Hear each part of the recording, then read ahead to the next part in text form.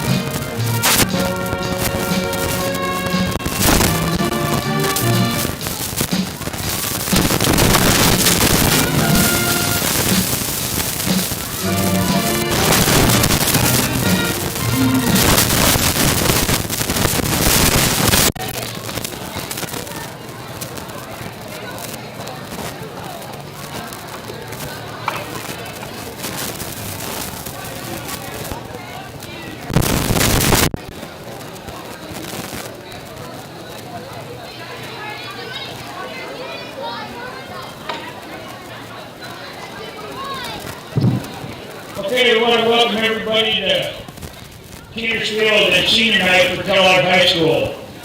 Our first senior tonight will be Brody Hoffman, a left tackle middle linebacker. He's escorted by his parents, Tom and Stacy, brothers Braden and Brady. He's played on the football team for 9 years, 3 years on varsity. His future plans are to attend a 4-year college, undecided on his major. I would like to thank my parents for pushing me in school and always being there for me. Thank you, my twin brother, for always having my back and the times you covered for me. To all the boys, it's been a blast with so many fun memories to count. Thank you to Coach Kimberly and Hudson for seeing my potential as a freshman and pushing me to work hard. Thanks Coach Dan Davidian for believing in Kellogg Wildcat football and making us an amazing team. Brody Hoffman.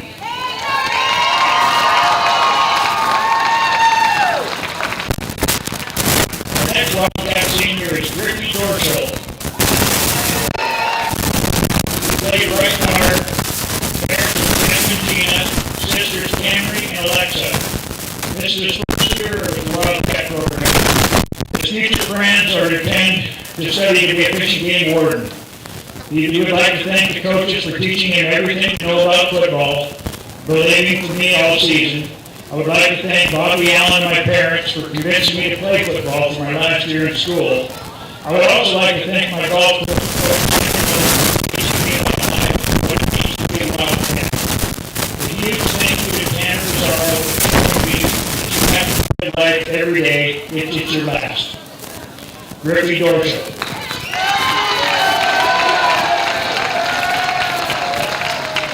Wildcat senior is Austin Miller. He's escorted tonight by his parents, Mark and Honey, brothers Josiah and Ben, his brother Danny, Naomi. He's been 8 years in football. looking for scholarships right now. We will make I want to thank all those coaches for being a better player. Austin Miller.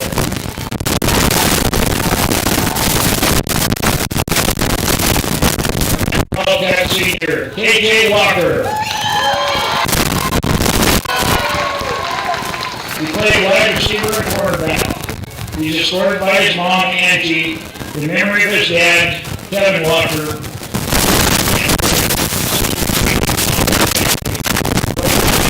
And family, sister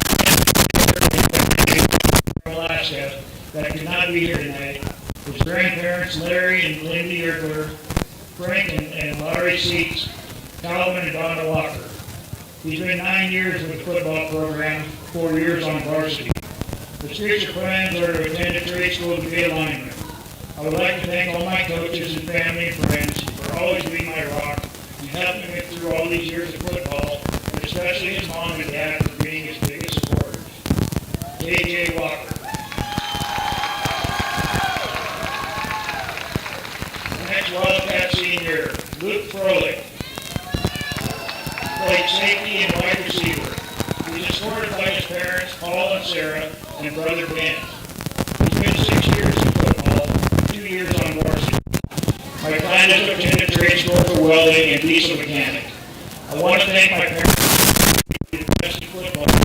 And also thank you to my brothers on the team for making the last year of the Luke Froelich.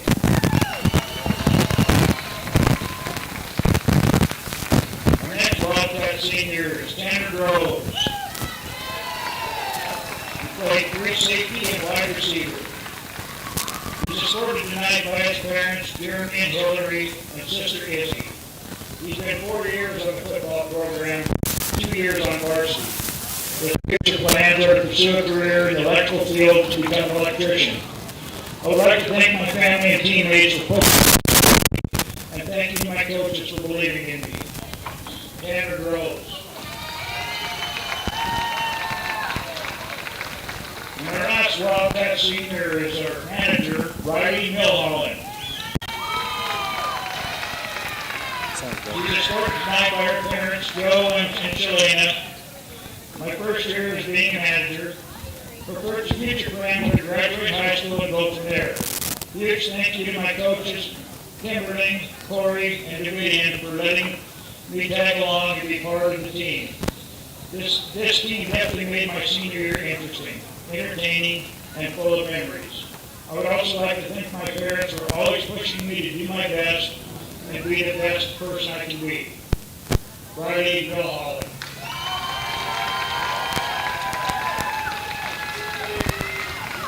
Let's have a big Wildcat hand for the senior class.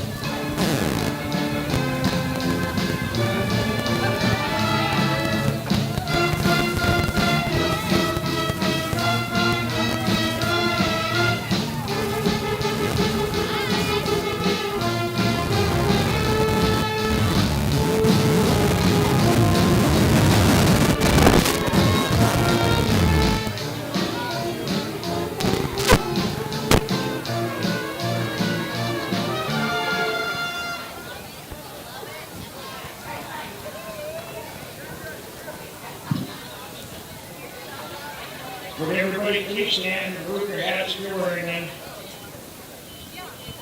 We have the junior ROTC color guard tonight, Cadet Private Goodwin, Cadet Sergeant Miller, Cadet Corporal Smith, and Cadet Corporal Rodriguez. We'll be presenting the flags.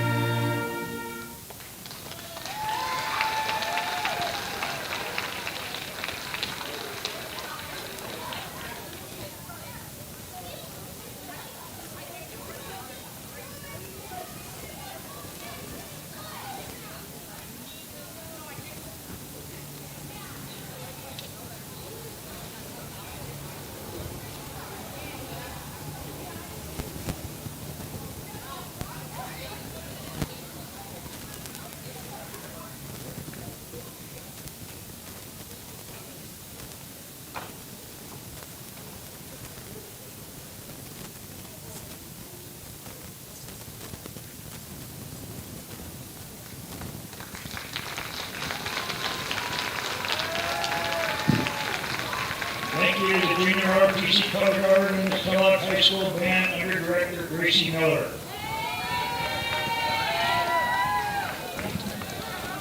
Good evening and welcome to Teeters Field, the football home of Kellogg High School. Tonight's homecoming game will be between the Spartans of Priest River High School and your Kellogg Wildcats.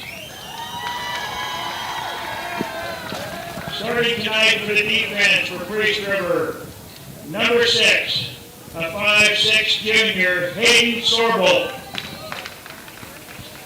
Number 7, a 5'10" senior, Levi Bullock. Good evening, ladies and gentlemen. Josh McDonald here Number alongside 11, Uncle a 5'10" Pete Miller. senior, Michael We are here at Johnson. Teeters Field in dreary Kellogg, Idaho tonight Number for 24, a Intermountain League 5'8" tilt junior, between your Ethan host Goins. Kellogg Wildcats and the Priest River Spartans. Number 42, a 5'10" Wildcats come into this senior, game with a Cameron 1-1 record in Selesky. league. And the Spartans come in with an 0-2 Number record. 44, And if the Wildcats 5'7" can win this junior, game here tonight, Jesse they will Poisel. clinch an at-large berth into Number the 54, qualifying a round of the 6'2" state playoffs. sophomore, Landon So Reynolds. some serious implications here tonight Number for the 61, Wildcats. a 6' senior, Brady A lot of O'Brien. emotions here tonight. It's senior night. Number We 74, honored our a we counted them up 5'10" here. I believe senior, there Luke was, Slater. 9? Number 81, the 6'3" sophomore, Brent Schofield. Six seniors. Many of which I expect to see have big games here tonight. I think right now, if the smart money is out there, I would say it's on KJ Walker, a senior wide receiver. I apologize if you're hearing a little bit of static and crackling, having a little technical difficulties with one of our mics here. And we're going to take a quick break. We'll be right back after we get this sound issue fixed.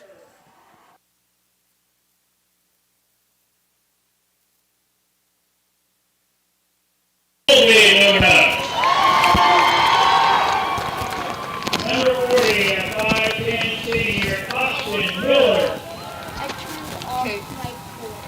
All right, we are back, ladies and gentlemen. Sorry about that. We're having a little bit of a crackling issue here. But we are back. But I was saying, smart money, I think, big game is on KJ Walker. KJ Walker, senior wide receiver, kind of built more like a tight end, runs like a running back, and has some of the best hands on the team. He's been one of quarterback Ripley Luna's favorite targets in the last few weeks, and I think we're going to see a lot of that here tonight. Pete, what are you looking forward to tonight? Well, it's just a pleasure. I arrived in town about 4 o'clock today from Arlington, Washington. That's where I live. Yeah. And I have been looking forward to this for weeks. I was here at the last home game against Orofino. Yes. Remember that? That was fun. That was good stuff. And it was really a pleasure to be able to share some stories and some insight, with everybody watching. Yeah, it's always fun to have Wildcats past, present. I know later on tonight we're going to have varsity boys basketball coach Mike Martin. He's also a Idaho football official. He's going to pop up here. He's going to be coaching quite a few of these fellows here in I don't want to say just a few weeks. I would say probably, if everything goes according to plan, probably about a month. I expect this team, I'm expecting a blowout win here tonight. I'm going to be honest with you, Uncle Pete. I think the Wildcats are still kind of, I don't want to say licking their wounds, but I think they're going to take that loss last week to Timberlake a little personally and maybe even take some of their frustrations out on their frustrations from that game out on the Spartans. Looks like our captains tonight for the game, seniors KJ Walker, number 11, 52 is Griffey Dorschel, and 40 is Austin Miller. These guys have been in integral parts of this Wildcat rotation this year. We see the coin flip is up, and it looks like Priest River won the toss. They've deferred, and the Wildcats are going to receive the opening kickoff. So Wildcats will get the ball. This high-powered offense, if you've had a chance to see Kellogg play this year, they can score points. And they do it in a variety of ways, but I think the one that everyone enjoys most is seeing quarterback Ripley Luna take a snap out of the shotgun. He drops back, and he just lets it fly, and this kid has a cannon. A lot of times his favorite target is his twin brother, Colby Luna, who is probably, as of right now, the leading receiving yards for the IML. And I apologize if any of you guys are hearing any of that popping right now. We are having a little bit of a static issue in my headset here. So it might just be in my headset, though. No, I'm hearing it too, Josh. Okay. We've got some weird static issues going on here. And I don't know what they are, but something's going on there. But we will power through it. Oh, man. Big fella as a kicker for the Spartans. Looks like a lineman. Number 42 for the Spartans there. Get a number there. That's Cameron Selesky. And They'll have to redo that one. did the ball fall off the tee? I think you whiffed it. Did he swing and a miss? No, it's our ball. I think It is our ball on the 40. because it did not go the full 10 yards. The ball basically goes where it stopped. So it's the equivalent of a almost like kicking it out of bounds. That's a tough break there for the Spartans. And Ripley Luna's going to take over with incredible field position. Let's see here out of the Wildcats line it up. Traditional shotgun. They've got 3 receivers to the right, 1 to the left, including their fullback, number 44. That's Varick Meredith. They send KJ Walker in motion. Snap is good. And Rip's going to fire. And he's got, is that Colby? Yeah, it's cool. Looks like Colby Luna on the grab. And just like that, Wildcats are going to move up about 31 yards, I think, depending on the spot of the ball here. From the 40, looks like they got, do we have a flag on the play? We do have a flag on the play.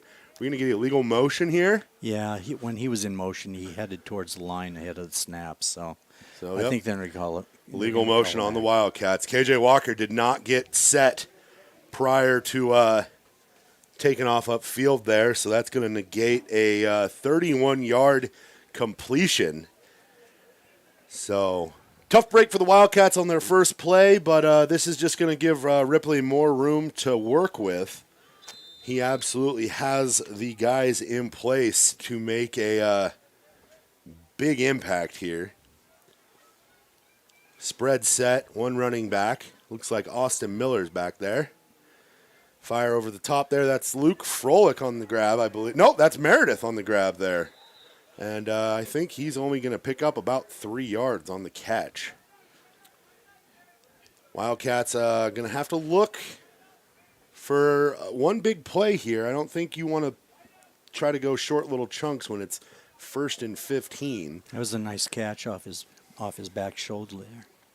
Wildcats, though, will throw the ball 30 to 40 times a game, so no yardage. Oh, fumble on the play. Ripley's going to scoop it up, and I think he might have just barely gotten to the line of scrimmage. Nope, they're going to say he lost a yard. So that costly illegal motion penalty here has put the Wildcats in a difficult 3rd down. 3rd and about 13, it looks like, from the 43-yard line. Wildcats have not played at home in about a month, so it's been a while since they've been in front of their home crowd. They went on the road where they had a tough loss to Frenchtown. There's Ripley Luna, has KJ Walker up the sideline and overthrows him. It's going to bring up 4th down. On this side of the 50, it might be 4-down territory for the Wildcats. We will see here what they decide to do. But kind of a mixed bag on the road. They were perfect at home, and they have gone 1-2 on this road trip, losing a tight one to Frenchtown, beating Bonners Ferry in another tight game in Bonners Ferry, and then losing last week 27-14 to the Timberlake Tigers. Pocket closing around Ripley, and he's going to get sacked for a loss on the opposite 49, so just a bad sequence of events for the Wildcats following that penalty. Costly error there, Pete. Well, I see that I was just about to mention his good protection on the play before. Pretty good breakdown and protection on the corners on that play. And the Wildcats have been pretty good about keeping Ripley Luna safe in the pocket, so a rare miscue there. But they have had times where running back Cameron Selesky, he is a load, isn't he? That is nice defense on that. Yeah, way to get there, gang tackle. They know that it's going to probably take 1 to 2 of them to bring him down. If he gets even a little bit of steam, he's going to be exactly what you said, a load. But the Wildcats have had moments where, I don't want to say lapses, but they get comfortable. And I think at times they'll get comfortable with their lead. They'll get comfortable feeling like they can throw their way out of any game or back into any game. Hand off to Selesky again, and he's going to get brought down. Gang tackled once again. Wildcats just collapse. And that's going to be, they're going to give him forward progress and say he got back to the line of scrimmage. It's going to be 3rd and 9. Well, they came out with 2 tight ends. They intend to run the ball. Yeah. He's a big boy, and their line, they have a lot of confidence, it looks like, in their line. So Kellogg has to get off of the blocks, just like they did on the last 2 plays. Yep. 2 wide receiver set here. Selesky. There's the blitz. And Selesky on the misdirection, and he's going to get popped by Meredith. Nice. And then I believe that was Froelich there to assist him. Meredith made the initial hit, got Selesky kind of wobbly, and then Froelich came in and finished him off.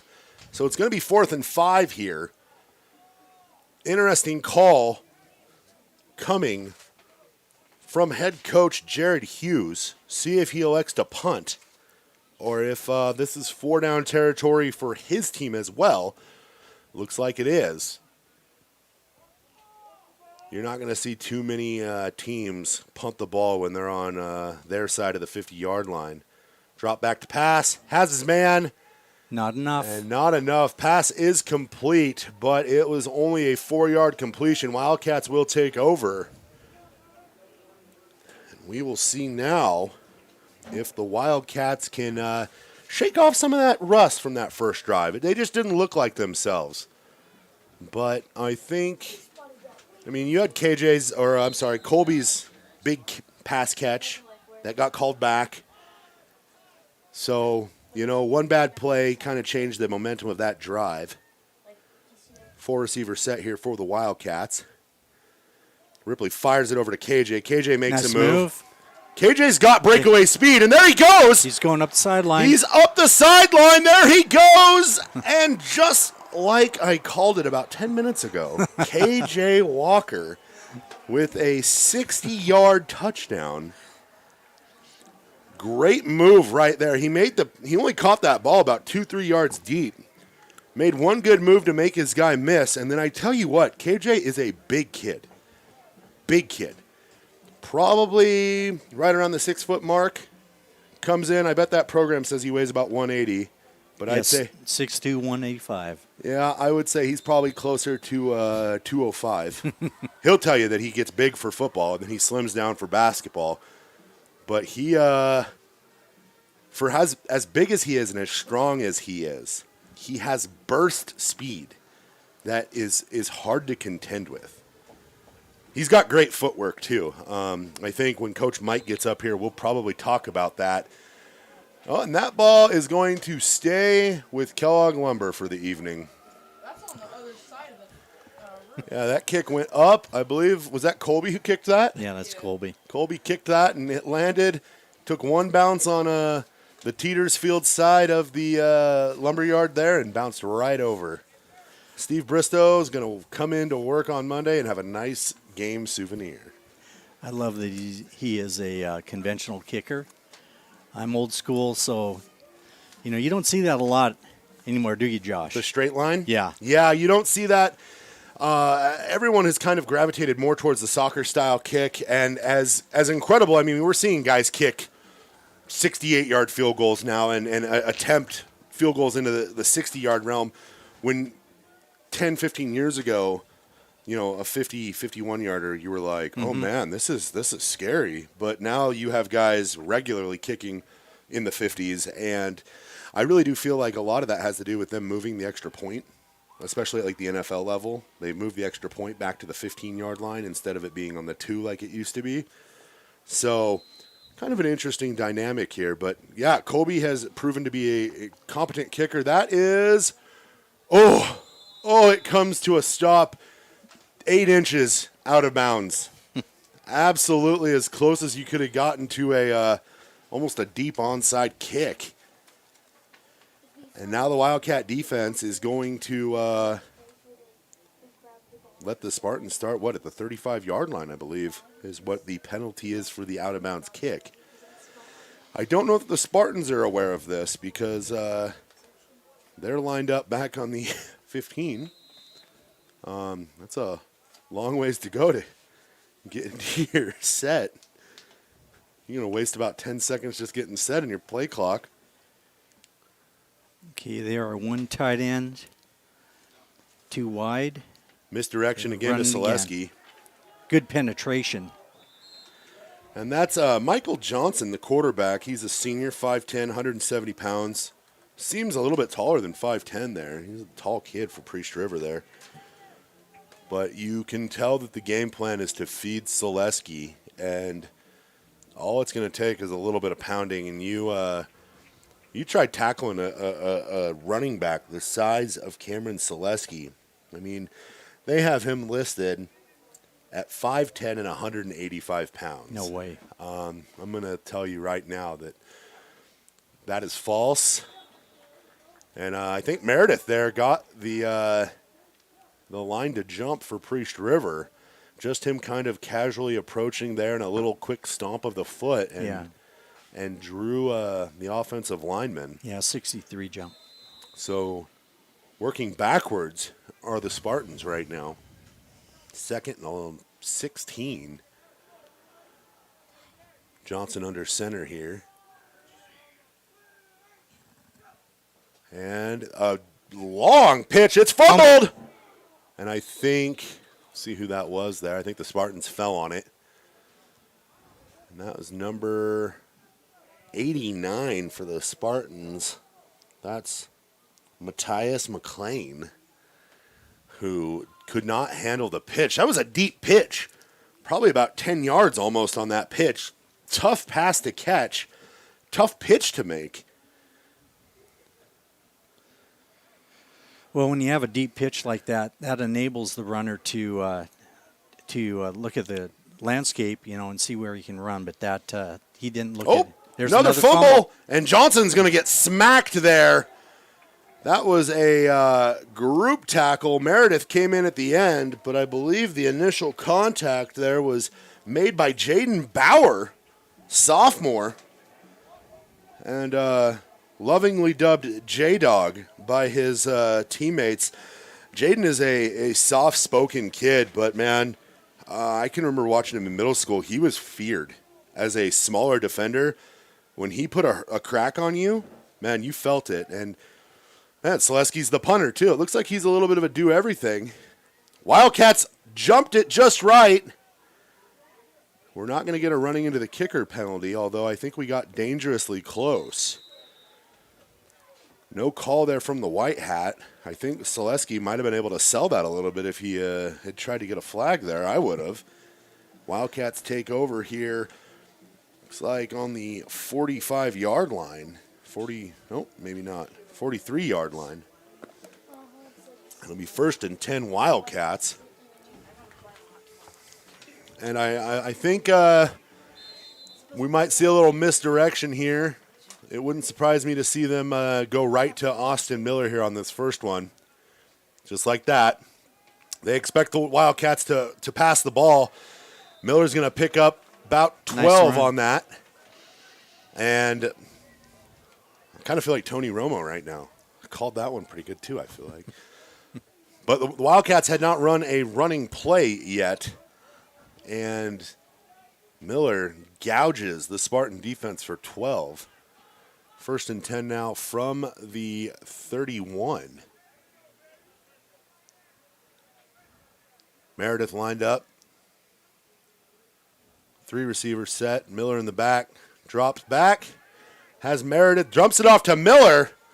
Miller gets a couple blocks and then dives for about 2 extra yards to get to the 20-yard line. So back-to-back plays to Miller. Miller moving the sticks there for the Wildcats again.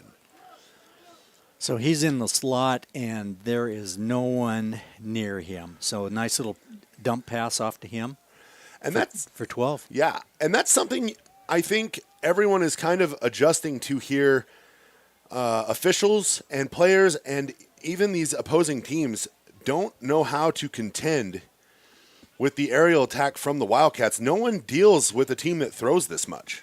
And that goes I don't think at times even the officials struggle with being able to gauge what is and isn't pass interference because they just simply don't see this much throwing. And Ripley Luna going to get brought down, and the ball popped out. Yeah, but I believe they're going to call him down. He was down. I'm going to call him down there. The white hat there called him down. This is a pretty busy officiating crew. They did the Mullen varsity football game earlier this afternoon up in Mullen and then came down the road to do the Kellogg game. Big loss on the play there for the Wildcats. 2nd and 23 now. Well, we love his mobility, but there was no blocking on that defensive end that time. And that's straight in. That's where it goes back to that comfortability situation. Bad snap. Ripley going to try to make something happen. Steps through and is brought down again. And Priest River's defensive line here has just been destroying the Wildcats' offensive line, which has been fairly stout for the better part of this season. But I do think weeks and weeks and months of two-way play is starting to get the better of them. And as we get into the deeper part of October where things start to get colder and these games seem to matter more, I think you're going to see a little bit more fatigue. 4-receiver set for the Wildcats. Out of the shotgun, Luna fires one over.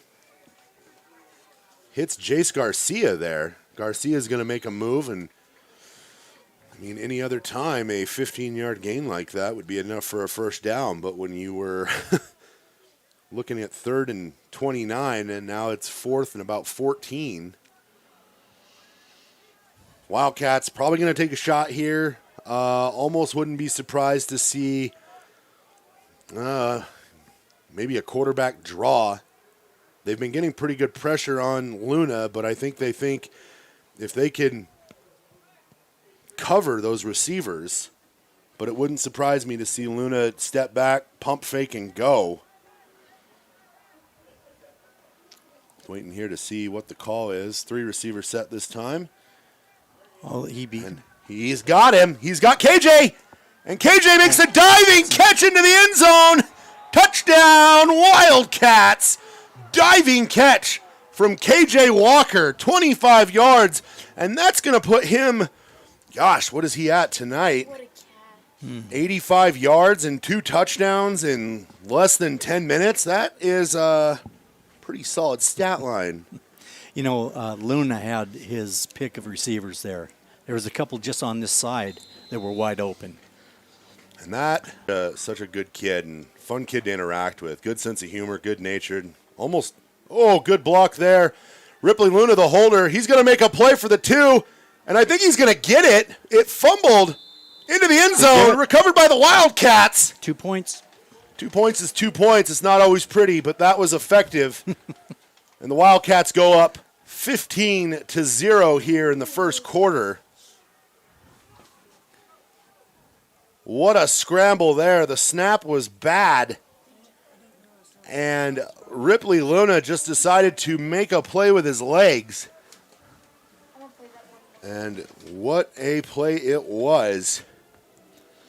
I think KJ might have felt a little bad about that illegal motion penalty on that first play there, and he's made up for it quite a bit, I would say. Yeah. Wildcats about to kick off here. Looks like, is that Brody Hoffman kicking for the Wildcats? I believe so. It's hard to see those numbers on the shoulder pads. Number's 21. Is it 21? Yeah. Number 21 for the Wildcats. We get a Coulter Wood kicking off for the Wildcats. That's Coulter? Wait, no, sorry. That's Brody Hoffman. That's Yeah, it number is 70. Brody. I'm Yeah. like, man, Coulter is jacked all of a sudden. That rain out there is not I was letting looking that ball stay out. Yeah. at the line. I didn't even see the kicker at the tee. That rain is coming down pretty heavy, though. You can kind of see it over there in the lights by the Dirty Dog. Deep kick from Nice. Brody Hoffman. Touchback. So Wildcats going to give Priest River their worst starting field position of the game. And Brody Hoffman, I believe, last week in Timberlake separated his shoulder and I think he spent most of the week in a sling. So to see him out there playing, he might not be getting the reps that he normally gets, but it's pretty safe to be a kicker, I would assume. Maybe they're just letting him kick. Yeah, he's over here on the sideline, and he's throwing a heavy flannel on, so he must be just on kicking duty tonight. But keep kicking like that. That's fantastic. Just under 3 minutes left here in the first quarter. Oh, and Varric Meredith is going to draw another offensive lineman for the Spartans into a false start. He is tricky. Well, he is a guy that does get up in the gaps. He's quick. Yeah. Big, strong, quick, and making plays all over the field here early on for the Wildcats, you know. He's been the primary guy, almost spying Selesky, and happily putting the first body on him. Oh, look at and it looks like he's going to try to do it again. And a little sweep to the outside there. It's going to go for negative yards.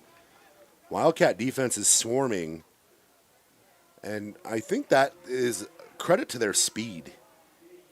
Most of these guys are quick, and even the bigger defensive linemen move their feet really well. Number 51 for the Wildcats in particular. Looking here to see who that is. It says Riley Kettle. Cletty? I don't know who that is. You know, Josh, one thing, I think people tend to watch the ball, right? Yeah. But if you watch you mentioned the speed of the defense, but they are coming off the blocks. And that's what enables them to get the kick in like that. Is that a fumble? Meredith with the interception off the Interception. tip pass. And Selesky is holding his arm. I believe that was Luke Froelich who made the first contact there for the Wildcats, number 22. Went straight up, and then Meredith was there and made the grab. Great play by Froelich, and heady play by Meredith. And the Wildcats are going to take over on what looks like the 4-yard line.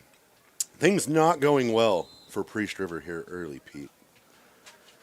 Well, they tried the halfback pass, and we had penetration, and that's what I was just talking about coming off of the blocks. And that's the name of the game, though. Rip out of the shotgun, inside handoff there to Austin Miller, who might have gotten back to the line of scrimmage, maybe. And we're going to get a flag here, late flag.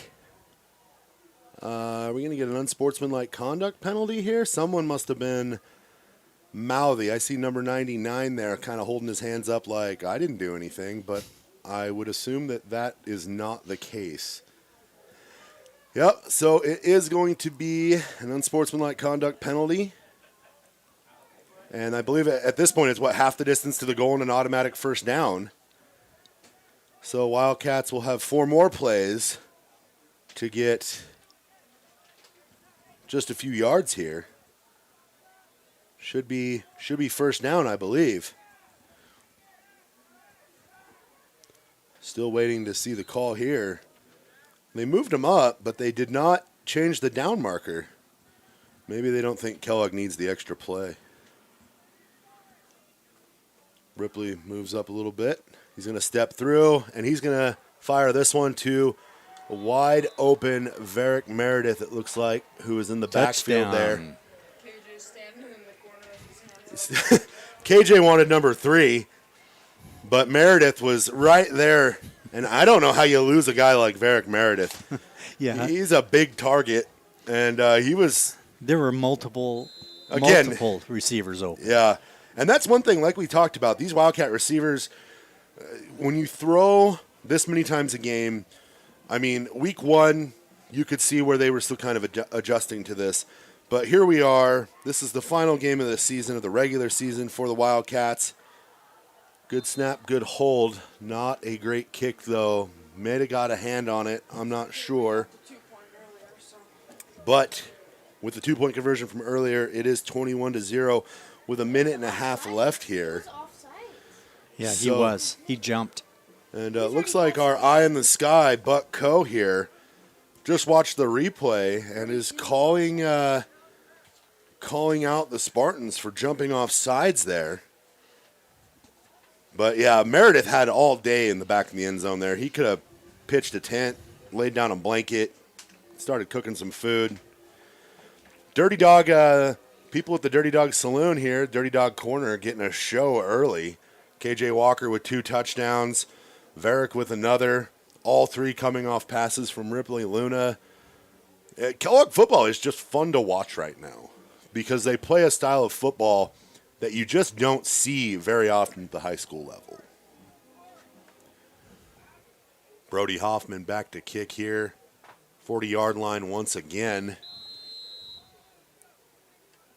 And another deep toe poke there, and that's going to bounce. He touched it. He touched it, but I still believe no control still will result in a touchback. Yep.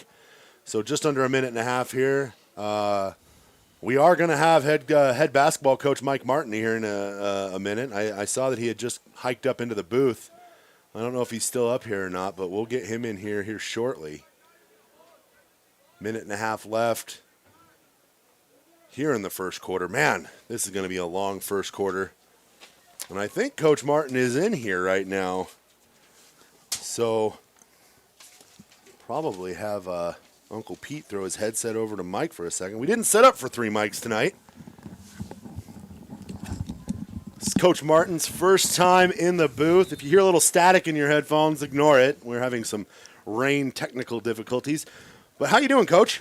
I'm doing good, really good now that we're up 3 scores here on Priest River. Yeah, it's always fun to beat Priest River, isn't it? Absolutely. Yeah. There's a really you're in your first year coaching here at Kellogg High School, but there are deep-seated disdain between some of the older Kellogg fans and Priest River. My boss in particular, and one of the former head coaches of the basketball program, Jeff Lambert, they will almost revile, look like they're going to vomit when you even mention Priest River. And I know we had our struggles on basketball with Priest River last year, so I know it probably does your heart good to see them getting clapped here early on. Yeah, I'm a big fan anytime the Wildcats are up here.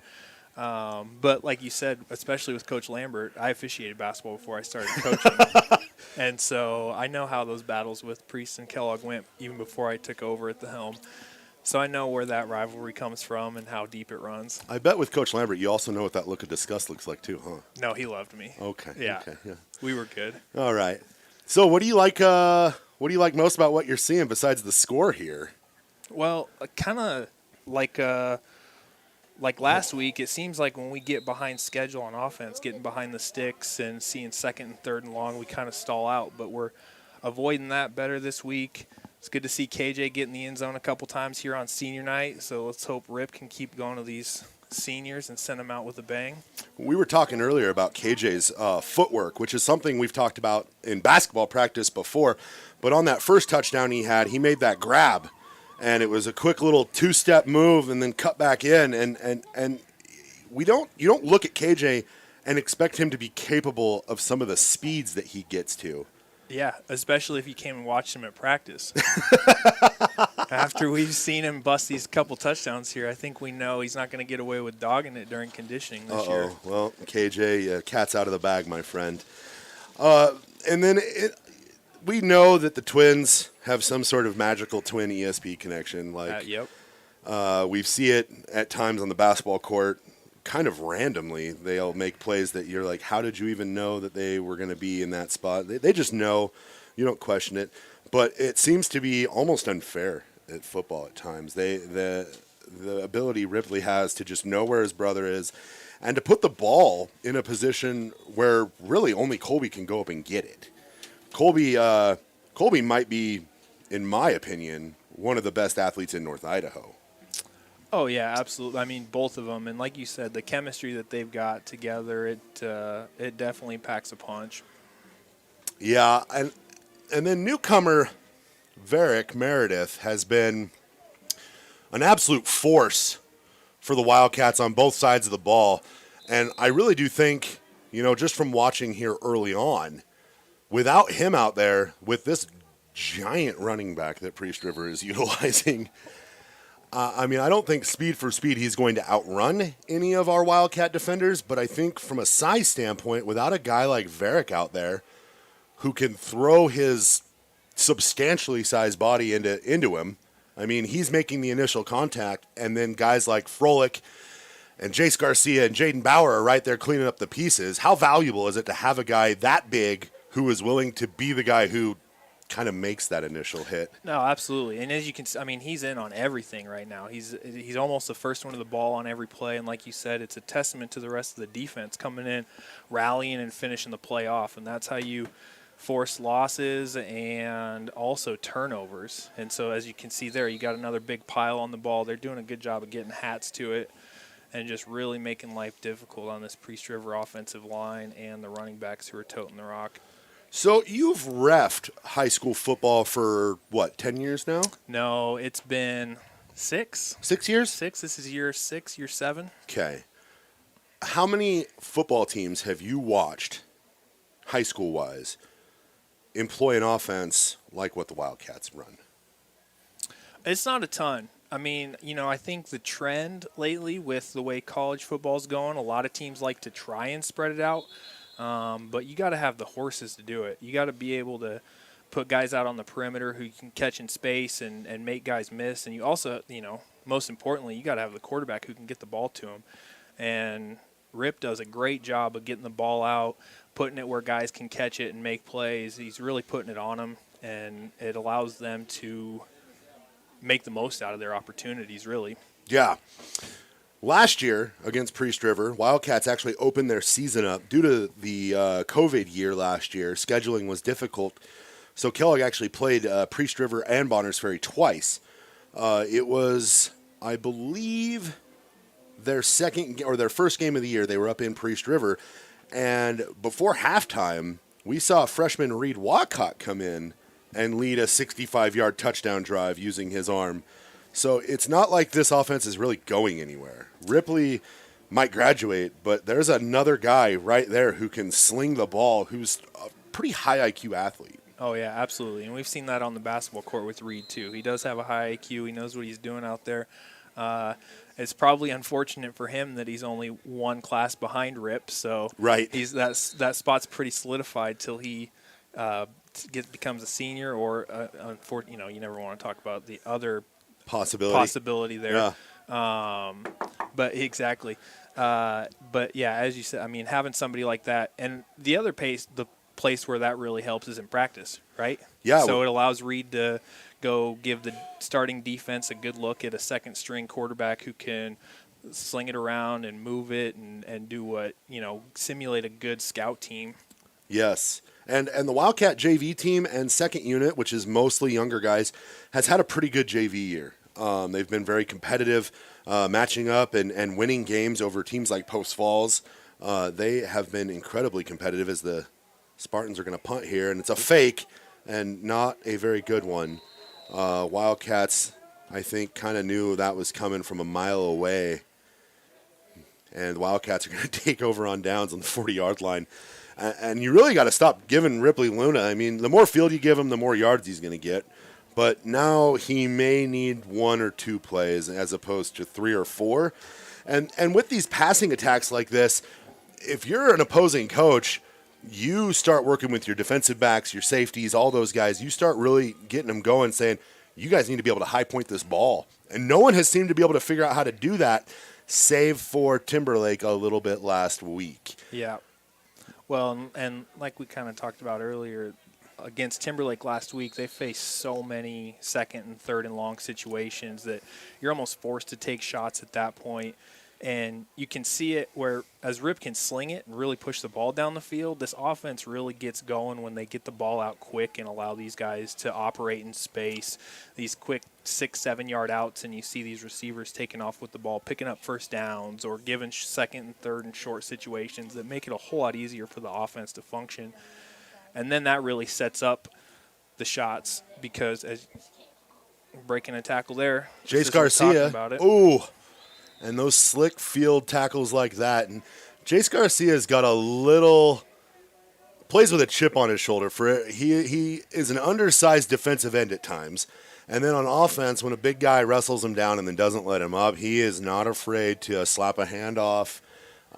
He very much, that old football cliche of playing angry, Jace probably embodies that better than most. And Ripley hard count. Savvy veteran move there, and well done by the Kellogg offensive line. They're going to pick up 5 free ones there, and now this is a much more manageable, 3rd and 2 for the Wildcats. I think I wouldn't be surprised if we see a shot here. You got to think 4 downs. Absolutely. And you've got KJ Walker on the far side there, one-on-one coverage. He likes to break off to that outside, and Ripley Luna knows how to throw the ball to that back corner. Oh, and we're going to get almost like a bubble screen there. Good block by Austin Miller. He's coming back the other way, and KJ's going to slip and fall. And it looks like this section of the field, water might be becoming a bit more of an issue than we talked about. Uncle Pete patiently waiting in the wings here to get back on the stick. But we talked about how it looked like the field, the water wasn't really having much of an effect. But last 2 plays, we've seen some slipping and sliding. Yeah, and I mean, I think everybody knows it came down pretty good earlier. Oh, These refs actually also worked the Mullen game and had to use the dryers at the high school to dry their gear off in between. But as we get into there's a strike. And that's Jace Garcia across the middle. He's got a guy behind him. He's so quick, though, and he's going to find pay dirt for the Wildcats. 27-0. Oh, my goodness gracious. The Wildcats can pour it on when they want to, and that is where, gosh, I have to believe that with Ripley Luna, you have to be thinking maybe offensive MVP for the league.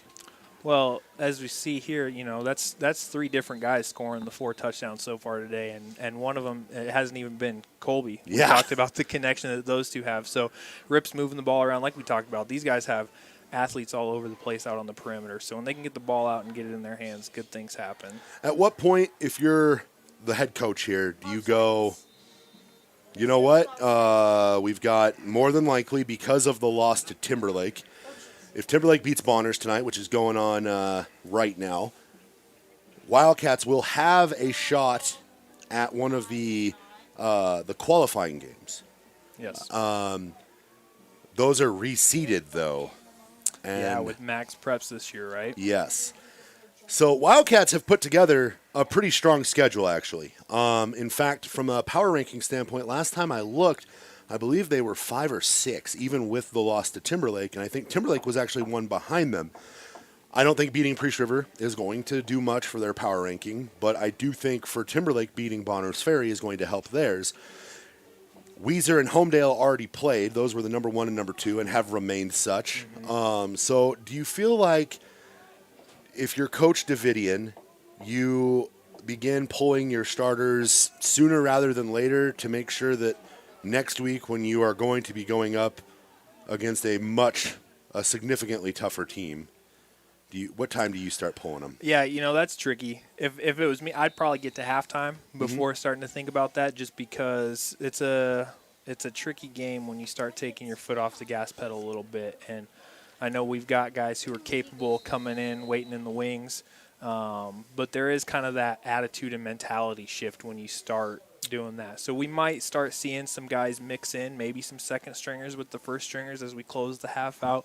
But I think once you'd like to get a stop here, put another score on the board, really give yourself some space to work with, and then maybe you start looking at pulling those starters and getting through tonight and looking forward to next week. One of the things I really do like to see, for a few weeks there, Ripley Luna was having to play both sides of the ball. And, if you want a guy to throw the ball 40 times a game, he can't be being your free safety. Right. If he has to put a hit on anybody, that's going to be a problem. Yep. And one good hit. And as a former quarterback myself, I know you don't want to be out there laying hits, putting that shoulder at too much risk. But like we talked about, we are seeing some subs here. Rip started out at safety again tonight, but you can see Reed's out there. And I think that Jager Hall, this might be the first series he's been out there at safety. Yeah, Jager is an incredibly talented athlete himself, too. Priest River here. This is a big run for Selesky, and who was that who got low? Someone made a hit. Wildcats are out with a couple. They have a couple injuries. I know Ramsey Rainio, their star defensive back, had ACL surgery about a month ago, so he's been out. That was a tough loss. Sophomore who was probably well on his way to an all-league selection as a defensive back. You can see Colby's still out there, but they definitely do have the guys to make the play, and it is homecoming. And don't forget about Tanner. Tanner was on his way. He was having himself a pretty good season. I see him down there in his hoodie and baseball cap right now. There is discussion that Tanner might be able to play in the qualifying round. Fingers crossed. Getting him back would be huge. I saw Tanner earlier this week at a volleyball game, and I said, hey, are you good to go? He's like, well, I'm here. I just don't think they'll let me play this week, but I might be able to play next week. Okay. Tanner was like the Minka Fitzpatrick of this team. He was getting interceptions, pick sixes, scooping scores, making plays all over because teams look at him and don't realize, just like KJ, Tanner is electrically quick. Yeah. He can get very far distances in very little time using very little steps. Another gang tackle by the Wildcats on Selesky. Going to bring up, I believe, a 3rd and short. And Selesky, I mean, when you're... He's going to be sore tomorrow, I think. That's a big kid. They have him listed at 5'10 and 185. I don't know that that's accurate, but he is... On every play, he is getting hit 2, 3, and 4 times before finally 4, 5, and 6 guys are climbing off the top of him. So, yeah, that kid is putting in some work. I'm assuming he must be a wrestler because I don't remember seeing him on the basketball court. Yeah, I don't remember seeing him on the basketball court either. I wonder if he's related to their former shooting guard, Max Selesky, though. I have to imagine somewhere. And there it is. Priest River on a little shot to the tight end. And Priest River is going to get in here in a kind of a freebie here midway through the second quarter. Wildcats, a few of their starters on the sideline, kind of, like you said, tricky game when you start working in subs. Coverages aren't the same when it's guys who aren't necessarily used to playing in front of a big crowd, under the lights. Yep. It's a different environment. I'd imagine we'd see the starting O go out there again on this next series. It'll be up to those guys to respond and make sure that they can keep this at arm's length here, try and stretch this out. Didn't get the stop on D that we talked about needing here. So now the offense has got to come back out and do their job before the end of the half. Yeah, and it is. It might be key to remember. We got a false start right there. Selesky jumped. Referee's giving him the mercy call there. There's no way they did not see that. Timberlake is up 6-0 on Bonner's Ferry. Simon Miller, my normal co-host, just shot me that text. So Timberlake doing what they need to do to win the league. Wildcats just need to take care of business here tonight, and they will clinch an outright. Well, I guess no. If Bonner's was to win, it would be... If Bonner's wins and this holds Kellogg. out, we'd be looking at a similar situation that the 5As have if Coeur d'Alene handles Lewiston and Post Falls beats Lake City this week, which would be a 3-way tie at the top. Several 2-1 teams. And the old, Kansas City tiebreaker? Yep. Those are fun to watch, but I wouldn't want my season to be decided like that. Stressful. Although I have gotten to watch a few of those. I know Mullen had one a few years ago against Lakeside that took all about 3 plays. Well, and that's the thing with those is they could be done in 3 plays, or you might see 5, 6 series starting from the 10, and it's just a grind. And a lot of times when you get 2 teams that keep battling it out from the 10 like that, it usually winds up being somebody who decides to go for 2. They either put an end to it, just to put an end to it, whether it's going to put them on top or not. So they're fun, but they're stressful, that's for sure. Wildcats get a decent return here. Like Froelich out to believe about that the was 37. 81, Luke Froelich out to the 37 there, yeah. Froelich had a pivotal scoop and score 2 weeks ago in Bonner's Ferry. Big hit, and he scooped it up. And talk about fast. That kid doesn't get enough credit for how quick he is. He went 45 yards to the house real quick. And in a game that ended up being decided by 5 points, it was a pretty big play. And the defense came up huge in that game, like you said. Froelich with the scoop and score, and then to get the stop inside the red zone there at the tail end. Yeah. With that, I think was it a play that got to the end zone that got broken up? Oh, it's back. It should either be 21 or 27. Oh. Should be 27. Oh, wow, yeah. It wasn't confirmed. Wildcats Yeah, it was 21-0 just a minute ago, and we scored a touchdown. So unless we've got some LEDs out, which in that case I think Everett Jennings next door might go and replace it right now. That kind of stuff triggers him. Well, that might be a good segue for me to pass the headset back over to Pete, and I'll pop in next door and make sure that they've got everything they need to, because I can. Oh, Jace Garcia catches one right over the middle, weaving his way. Just hold on to the ball, kid, and they're going to get about 40 yards there. Thanks for stopping in, Coach. Yeah, thanks for having me, and say hi to Simon when you guys see him. Deal.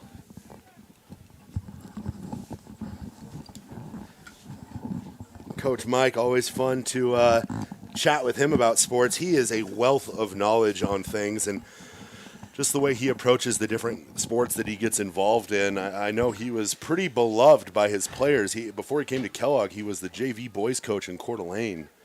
So he went from one of the biggest schools in the state, one of the most successful schools in the state, down to the 3A level to be a head coach. And, I think he's done a pretty good job, and the kids seem to really love him. Oh, my goodness, overthrown KJ Walker. A rare misfire from Ripley Luna there. But, we do have a bit of a score issue. It looks like it says 25-8, but it should be 27 because they did complete the 2-point conversion. Okay, what they said, Josh, was that the 2-point conversion was not confirmed by the White Hat. And so they're going to have to check that at halftime and see what the actual decision was by the officials on the field. Oh, interesting. Yeah. You'll learn a few different things every day. We're going to get a timeout here by Priest River.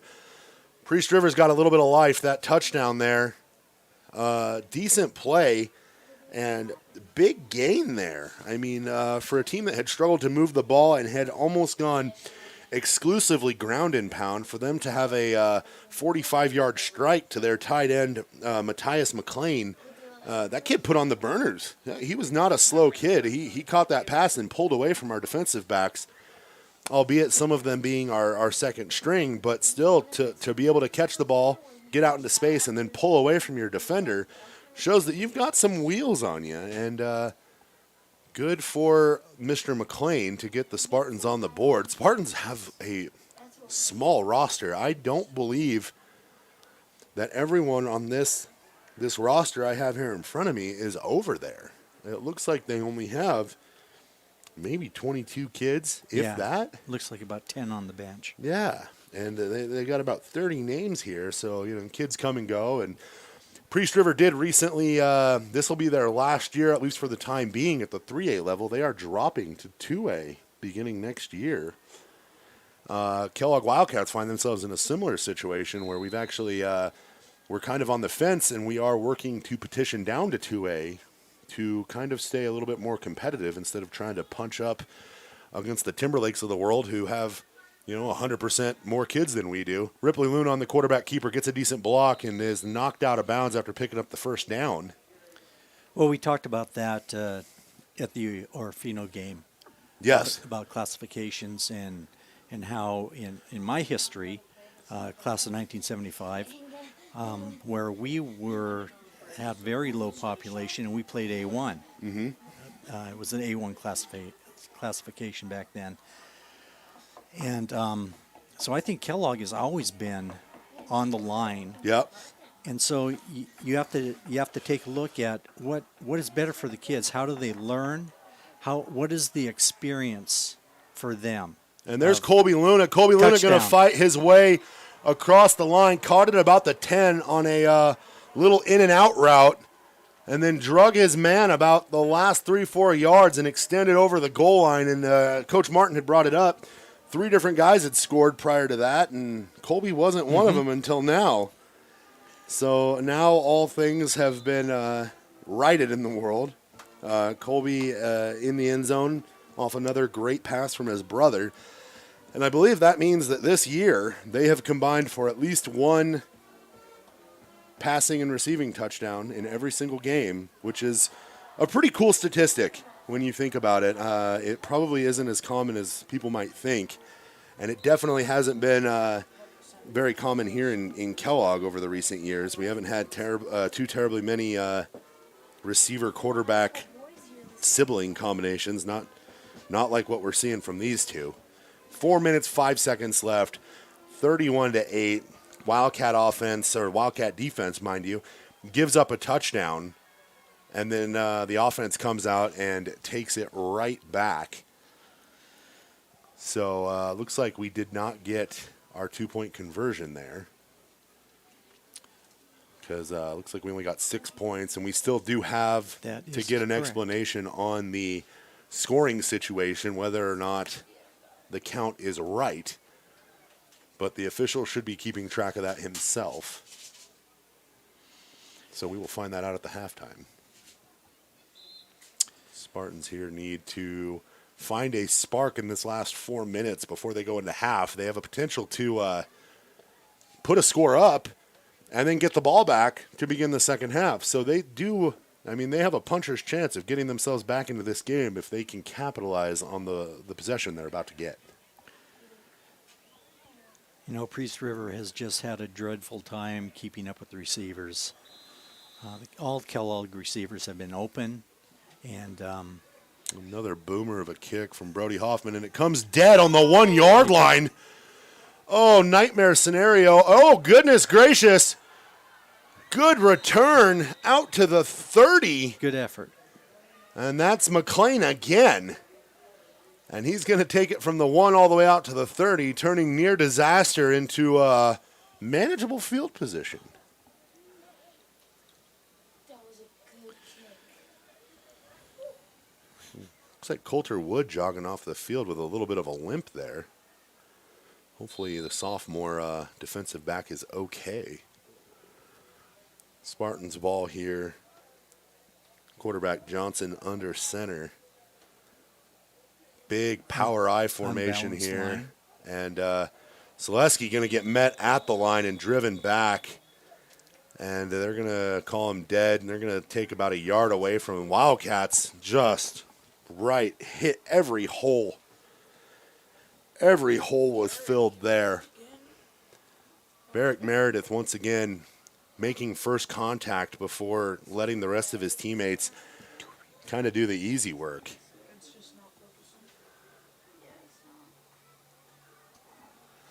Wildcats anxiously awaiting the Spartans' next possession here. They're kind of ready, almost pacing, waiting for another shot at making a big hit on somebody. Now they're going to go power I formation to the other side. And handoff almost snatched out of there. Selesky's going to fight his way maybe for a yard. And just a little perplexed. Watch the replay. The defensive line is like so quick off the ball. Priest River is really facing a team in the Wildcats that has a lot of team speed. Yeah. The receivers, the running back, and the defense. Even the defensive line and linebackers. They are getting off the ball, and Priest River is really struggling with that. And when you have speed and even just a little bit of toughness and size, which is what these Wildcats do, end around there, Selesky, stiff arms, going to get enough. Maybe they're going to call him short. They're going to call him about 2 yards short. Say he was forced out. So it's going to bring up 4th and 2 here. Now, if I was head coach Hughes, I would probably punt this. I don't know that getting possession, I think it would be more valuable to go into the half. If you punt the ball down to the 20-yard line and Kellogg manages to still score, they're going to go for it, calling their own number here. Maybe they're going to try to draw the Wildcats offside. Wildcats staying strong, watching the ball. They're going to hand it off. And Meredith in the gap. Oh, that wasn't Meredith. That was Austin Miller. It was. The other powerhouse for the Wildcats shot right through that gap. And that was a hit. Did we get a replay on that? Buck Coe, producer Buck Coe, just dominating it. Let's watch that again. Reads it right, steps through, has good timing, ball is snapped, there he goes. No one even really touches him, it looks like. My goodness. That was just a twist. Yeah. That was a twist off the tackle that came down on that. That was great. And now Ripley Luna has what will look like an eternity to not go very far. You have trips left. You going to go this way or the other way? Got KJ Walker. Looks like double coverage over there. Underneath. Tosses it over to Miller. Miller, who just made the defensive play, going to hop, skip, and a jump over a couple guys and come up. Looks like just shy of the first down. Wildcats, no hurry. Clock stopped, though. Waiting to see what the stoppage is. Oh, there it is. Waiting to see what the spot on the ball was. If it was a first down, the clock does stop to move the sticks. Yeah, they have to let the referees get in position and position the So ball. now, Get the ball. looks like we've got Ripley Luna here. Drops back. Fires one, has KJ Walker. Walker with the grab. Touchdown number 3 for KJ Walker. What a grab. That kid is having himself a game, and what better night to do it than on his final regular season home game here at Teeters Field. We get a replay on that bad boy? Yep. Let's check that out again. Just a Just nice barely. throw Ripley Luna to the back just shoulder. slings it. And KJ goes up and just makes the tough grab. KJ's got points it. great hands, good high point, like you said. Excellent pass and catch. And Priest River really in a world of hurt. High snap. We're going to get the kick, though, and it is good. Right down the middle. And depending on what the score situation is at the half, We got 13 it could left. it could either be 37, because we know that there's at least one that's for sure missing, or it could be, or I'm sorry, 39. It could be 40. It could be up to 41. It could be 40. It could be, yeah. Well, if Or- they got they didn't give us 6 on the touchdown. They only gave us 5, I believe, because we had 21, right? And then they gave us 25 instead of 26. That's 4. Oh, that's 4. So we are way off. Math is hard. I'm more of a words guy. Yeah, don't ask me about that. Ty Cheney and Buck Co up here, keeping me in line on the math. Thankfully, they are here. So we do have a couple potential spots where even more points might simply just be missing off the board, which is only going to make this a nastier deficit for the Spartans to have to climb out of. And another boomer of a kick fielded by McLean, head of steam. Big kid, this McLean. He's going to get out to the 20-yard line before being brought down on the outside there by Colby Luna. Ever the good sportsman, Colby Luna makes the big hit and then helps the guy up. So a minute and a half here. Spartans have 80 yards that they have to go. Outside of one big play, they really haven't shown that they have much offensive savvy to execute a 90-second drill. I guess it wouldn't be a 2-minute drill in this case. So we'll see what Coach Hughes has drawn up here for his Spartans. Sticking with this power I formation, it looks like. Just real tight. Pitch it out to Selesky. Selesky's going to make one hit there. And he sees the first hit, and he lowers his head and is like willingly making contact. Looked like Froelich on the first hit there.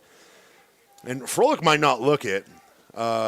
Any description of Luke Froelich, one might call him wiry, which is just a really nice way of saying scrawny.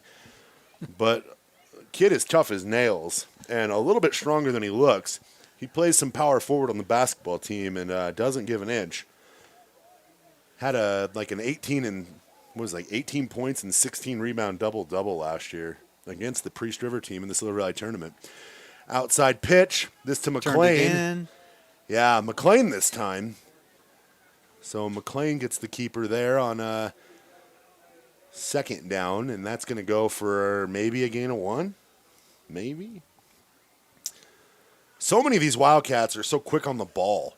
They have the ability. They see wherever the runner goes, and it's never just one of them. There's always at least 2 or 3 of them that are making plays on the ball. So to get open or even find a gap where you might have one-on-one, Priest River is going to have to take advantage of any and every opportunity they get right there.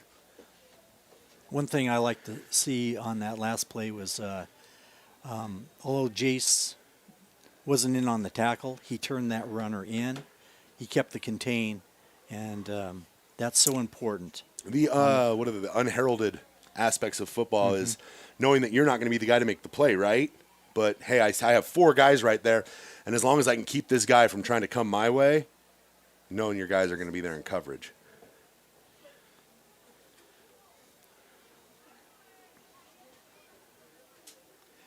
One thing that I was alluding to earlier was how fans watch football. And, folks, if you aren't a regular fan, I want you to look at the interior line on the defense and the offense and watch these guys down there because, like Josh just said, unheralded, the offensive and defensive line are the guys that really can make the difference in the game. And I think you really see this happening tonight is how the front 7 for Kellogg is dominating the offensive line of Priest River. And so take your eyes off the ball and watch some of these guys down there. And you get a better feel for the game when you see what's happening down in the trenches. And to that point, you start to understand a little bit why Kellogg is winning the way that they are. They're going to get Priest River's going to get the first down here. But the reason the Wildcats are up and up big is because all of these guys in purple and gold are doing the little things. Early on, we talked about we didn't really care for the pass protection. It was not up to snuff. Ripley Luna wasn't getting the time. Ooh, right there. Who was that? Was that number 80? Almost made the play there. Oh, 84, Jace Garcia. Almost made the play. But you have all these guys hitting their blocks, holding their blocks, to allow guys like Austin Miller to slam right through the line and just absolutely devastate this Priest River backfield. It's just been very tough to watch Priest River kind of struggle as the Wildcats once again. Oh, Johnson almost got away. He's going to get sacked, and that's going to be the final play of the half. But a dominant performance here in the first half from the Wildcats. We've got homecoming festivities coming up. So I think we're going to stay live. We're going to run a few commercials here and there, but we're going to stay live with our shotgun microphone, and we're going to give you our Kellogg High School pet band and our homecoming ceremonies. Thanks for watching. A fervent Kellogg Wildcat supporter based in the heart of the historic Silver Valley and North Idaho, NASCO Industrial Services and Supply delivers world-class materials and service to the world's top mining and industrial operations. NASCO Industrial Service and Supply is a full-service agency including logistics, procurement support, and construction, built to serve the industries that make modern life possible. Day in, day out, they propel many of the world's largest industrial and mining companies to meet their production and financial milestones. Wildcats Live and Wildcat Activities thank NASCO Industrial Services and Supply for their support.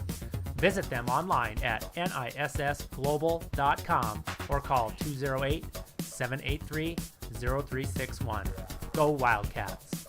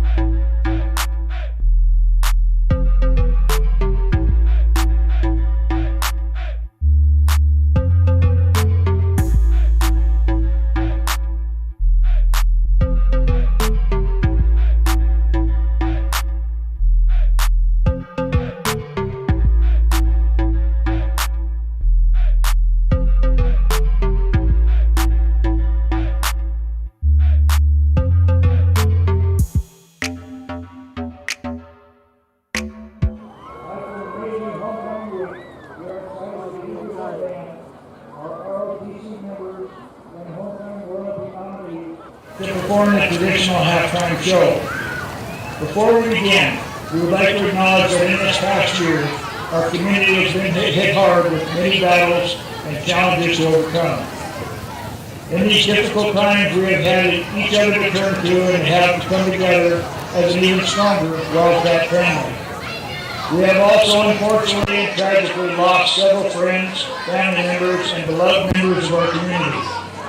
At this time, we would like to take a moment of silence for those who have lost and we still hold close to our hearts.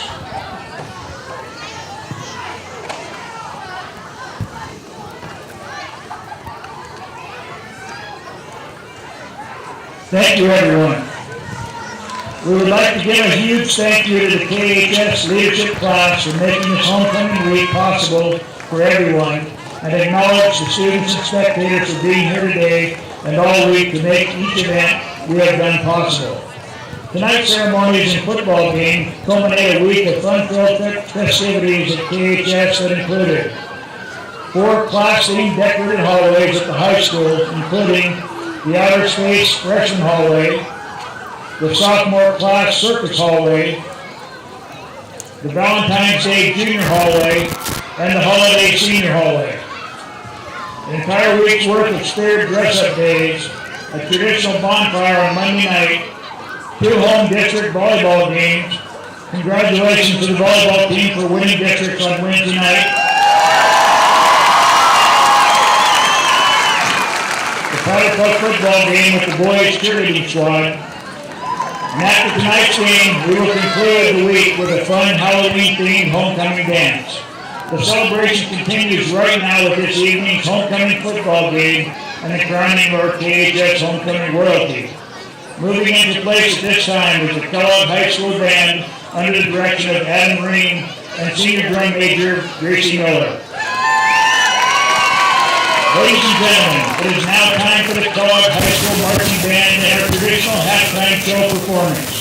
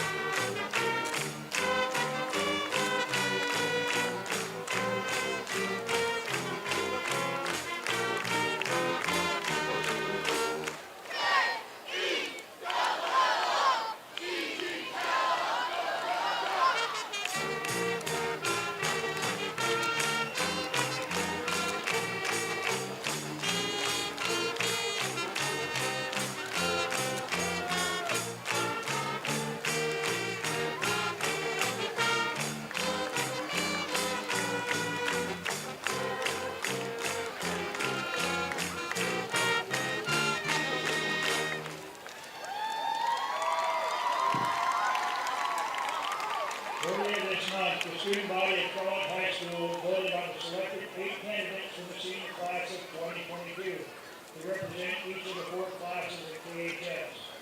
From these candidates, the students at KHS have voted to select tonight's homecoming king and queen. We'd like to mention a special note that our freshman, junior, and senior class nominees are riding onto the field in Kevin Walker's vehicles. And the sophomore class is riding onto the field in Teeters Field truck. To every member of our community that we have lost this past year, please know we are thinking of you. And now, please welcome to our Kellogg High School cheer team under the direction of Sarah and Lori Sawyer, who will present tonight's homecoming royalty. Here are our 2021 homecoming nominees. Representing the freshman class, please welcome Miss Brooklyn Nimrick Ayers and Mr. Brent Gerard.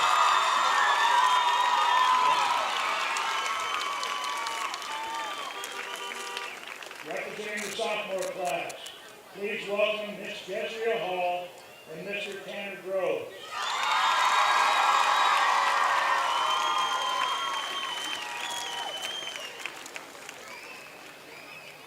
Representing the junior class, please welcome Miss Allie Van Hoos and Mr. Brody Hoffman.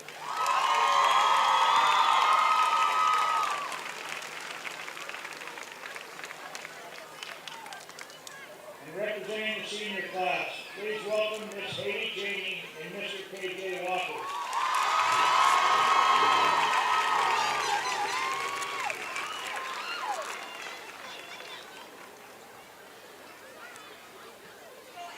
Crowning tonight's royalty will be the senior member of our KHS cheerleading squad. Please welcome Miss Hallie Lusk.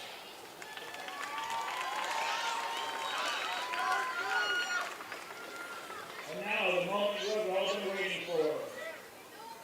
A warm round of applause, if you would, for the 2 candidates selected for our 2021 Kellogg High School homecoming king and queen.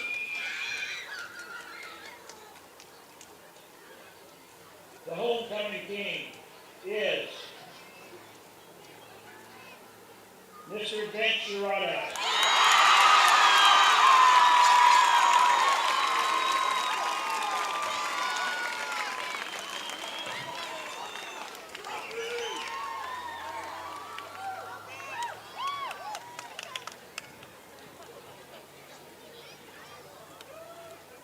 And the 2021 homecoming queen is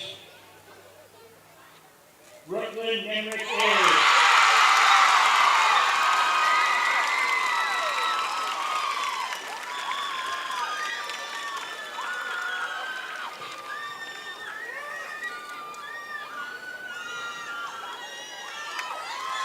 Would everybody please join me in one final round of applause for this year's homecoming royalty, the ROTC, the KHS band, and the cheerleaders. Congratulations again to King Vince and Queen Brooklyn. This concludes the homecoming halftime ceremony.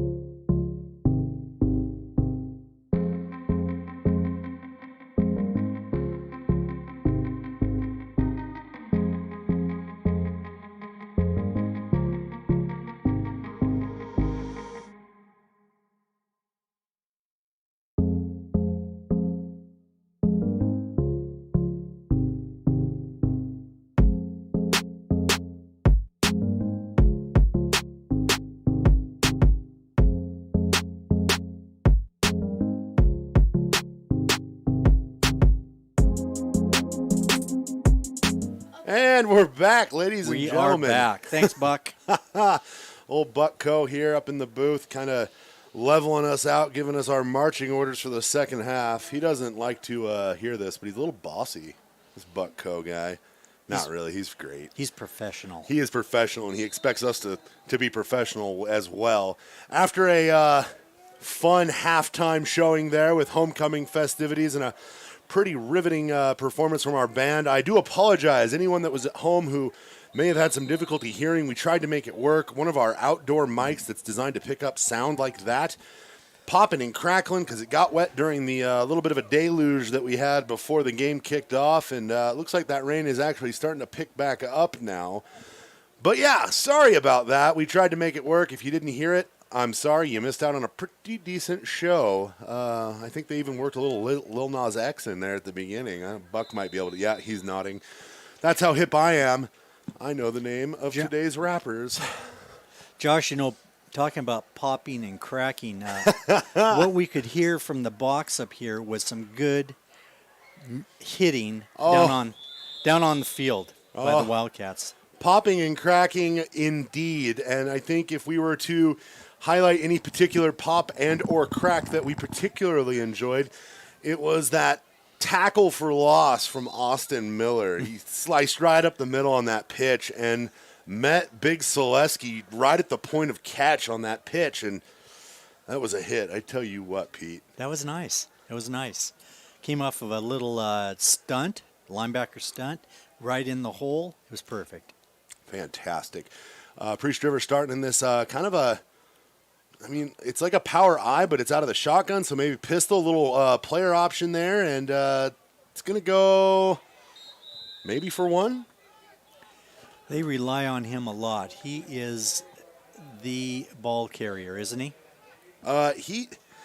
Selesky, who has probably carried the ball 40 times this game, and I don't know that I would assume cumulative, maybe he's hit the 50-yard mark, but this poor kid has been tasked with an incredibly heavy workload and has taken an absolute beating here, and looks like right there on the keeper, was that Selesky again? Yes, it was. He's going to pick up not much, maybe 4 yards, almost back to the original line of scrimmage. I'm just really liking this line. The Kellogg against Orfino, I think they had a little bit of problems getting off the blocks. They're doing real well doing that tonight. They're getting in the gaps. Linebackers are coming up, filling the holes, scraping off, and Priest River has not been successful on the run. And one of the things the Wildcats have going for them, a little throw out of the shotgun here, and that was caught. The catch made there by number 44 for the Spartans, Jesse Poisel. And I think that's going to go for about a gain of 1. And now 4th and 10 here for the Spartans. And Is that Timberlake? taking a shot of Boundary County Live right now. Bonners and Timberlake are all tied up at 6. Not entirely sure what the clock is saying. 3 minutes left, third quarter. In the third quarter, Timberlake and Bonners playing a tough one. And should Bonners pull this out, we would end up with the old Kansas City tiebreaker. So the fun part about this is our new athletic director, Heather Goodner, she's had a heck of a week. And why not just throw a little bit more on there? Because that Kansas City tiebreaker would have to happen on Monday. It would have to happen in 3 days' time, because it would have to give them enough time to prepare for whoever they play on Friday or Saturday. And it would be hosted at a neutral site, I would assume. It has to be held somewhere Equal, which probably is somewhere in Coeur d'Alene. I would assume Lake City, Coeur d'Alene area. Wildcats with the ball here. and poor Heather's right behind me just laughing. Oh, Colby Luna almost made the deep cradling grab there.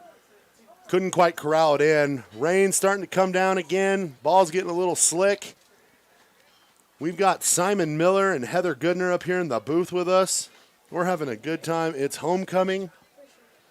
I do have to discuss with Simon a few technical difficulties we had, so I'm going to turn it over to Pete for a second. Josh, thanks. One of the things that I was thinking about during halftime was my homecoming, my senior year, and we played Post Falls here. And at halftime, Verge Miller and myself were co-captains, and so we had to crown the homecoming queen. And Coach Morris was not happy about that at all. We were up by, I think, 30-8 at halftime, very similar to this score here. And he wanted us back in the locker room, for debrief during the second half. He really felt like we left points on the field. Nice scramble here. Lost some footing. We were talking about the footing here in the middle of the field. It just seems a little bit soggy out there as far as footing goes. But yeah, my senior year, we ended up beating Post Falls 50-14, and it was one of my favorite games, I think.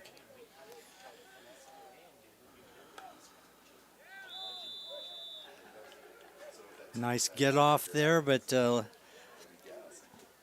little bit of a miscue. Back out of that. So what do you know, Josh? Well, I know very little. I like to pretend that I know a lot more than I do. Most people listening to this probably are going, yep, he does. But what I do know is that up in Bonners Ferry, the Badgers have held the Timberlake Tigers to 6 points while scoring 6 points of their own. And as shocking as it would be to see the Badgers knock off the kind of reigning, defending Intermountain League kings for the better part of the last decade. Ooh, high snap. Ripley Luna scrambling nice here. Scramble. Way to not get the block in the back. He's going to make something out of nothing. And Colby Luna with the catch. And I think Colby Luna got away with one there. We're going to go to replay here. Check this out. That just makes me Watch laugh. Colby Luna That is here. funny. Oh, and from, wow.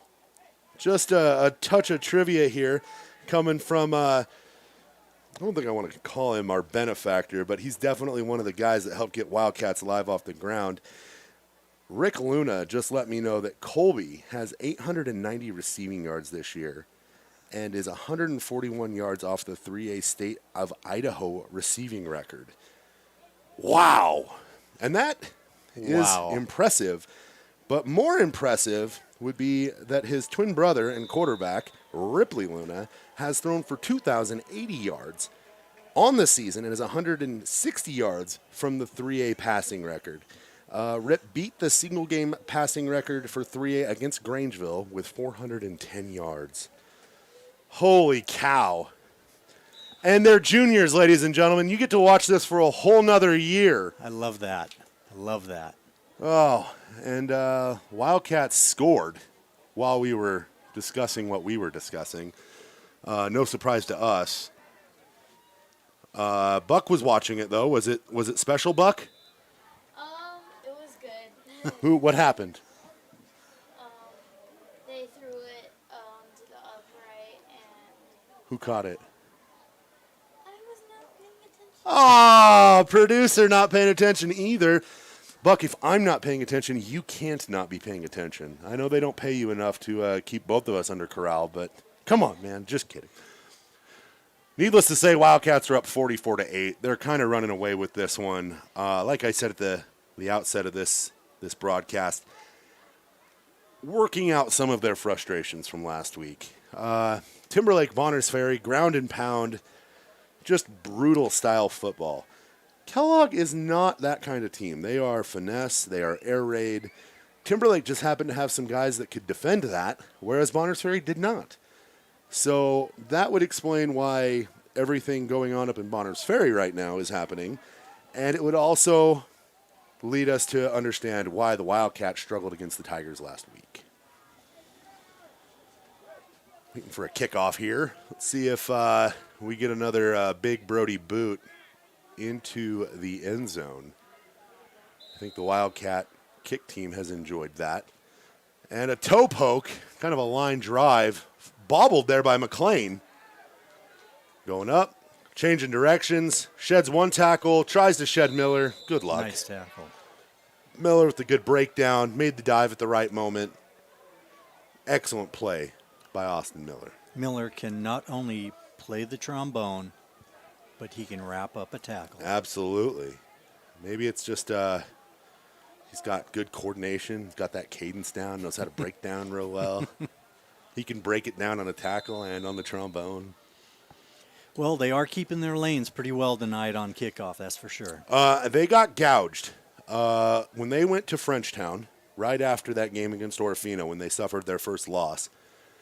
They gave up 2 kick returns, little bubble screen there. No gain on the play, it looks like. They gave up 2 kick returns in that game, and they lost that game. I believe the final score was 38-25. So you clean up 2 special teams penalties or 2 special teams gaffes by letting touchdowns go, and it's a tie game where even the Wildcats are in position to win. Yeah. So those are the things that Coach Davidian, when I talked to him after that one, said we got to get better. We got to clean that up. We can't have that. Those are the kinds of plays that they just are demoralizing, and it's really hard to get your offense back on the field after they just, more than likely went on a drive to score. Ooh! Screen pass might have been forward, definitely bounced off the front of McLean before going out of bounds. So, fumble or not, possession stays with the Spartans, the Spartans. Ooh, I think it was forward.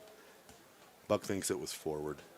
I always get these Spartans mixed up with their other orange and black counterparts in Post Falls, the Trojans. Isn't that interesting? And they both chose the same color scheme. It can be difficult. There's only one purple and gold up here, though. And right now they're kind of flexing their purple and gold muscles. Sends a man in motion. Johnson under center. Looks like McLean lined up right behind him. He's going to roll out. Sheds a tackler. He's going to find, one of his better plays, better throws. And it just wasn't enough for Poisel to hold on to it. And that's going to bring up a 4th and 10. And at this point, if you're Coach Hughes, are you punting the ball? Are you even remotely concerned about saving face a little bit, or last game of the season, let it fly kind of thing? And it looks like they're gonna punt. Now, little toe tapping punt there, picked up by Colby Luna, breaks the ankles of a guy, and then couldn't make up his mind on which way he wanted to go before getting brought down. That was the quarterback who actually made the hit there. After kind of having his ankles broke there, still made a play. Yeah, I think Colby didn't realize that Johnson was going to go down off that little juke and had expected to get him to go the other way and bounced right into where he had fallen. Josh, getting back to the special teams that you had mentioned, the kickoff returns, and we see tonight, I think that they are in their lanes a lot better. I didn't get to see that game, but I think they're doing real well tonight, and it's tough for a coach on any level. Oh here my we go. goodness, Austin Miller, dragging guys, rumbling and stumbling. Beautiful, good blocking. For a good 30-yard pickup right there. And that game against Frenchtown, like you were mentioning, that was the first road game they played. Their last 3 games have been their most difficult. They're 1-2 in those games, but they've been competitive. A lot of learning lessons, a lot of illness. This team has not been whole. Oh, fumble. I forgot the ball. Was that Reed Wildcat out there? It was, the sophomore quarterback. A little gaff there from the Wildcats. You're up 44-8 with less than 6 in the third quarter. You can afford a couple mistakes. And now the Spartans are going to get a little bit of a reprieve. Not much of one, though, because I don't know that I saw anybody sub in and out of the field. I think they just, all right, flip the switch. I'm no longer a linebacker. Now I'm a left tackle guard. see what they, 2 tight ends here. Ooh, almost got him to jump. Meredith trying to shoot the gap, pops it outside. McLean this time. Fumble! And he falls on it and Or lost was that his helmet? Might have been both. He's going to have to jog off the field for a play. So, one of the Spartans' best weapons off the field. What'd you get on the replay there, Buck? Let's show that again. Pitch outside, cuts back in, hit, and then hit again. And on the wrap-up, his helmet pops off. That orange almost looks like a football. That is a very good call, Buck. The orange does look like a football. We got to get you a headset so people can hear some of these hot takes you have. They're pretty good.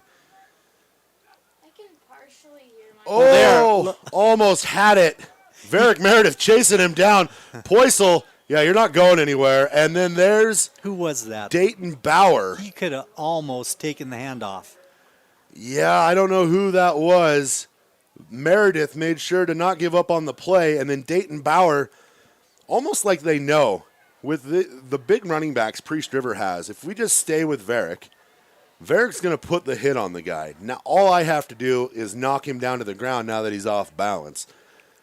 Varick Meredith has played such a heck of a good football game here on the defensive side of the ball. You almost forget how valuable of an addition he's been on the offensive side of the ball. He caught a touchdown early, does a lot of blocking, catches passes kind of almost like the safety valve guy more often than not. Just a very complete game from the junior transfer. Inside handoff, there's Selesky again, kind of spinning and spiraling his way for a couple more yards. That's going to bring up a third.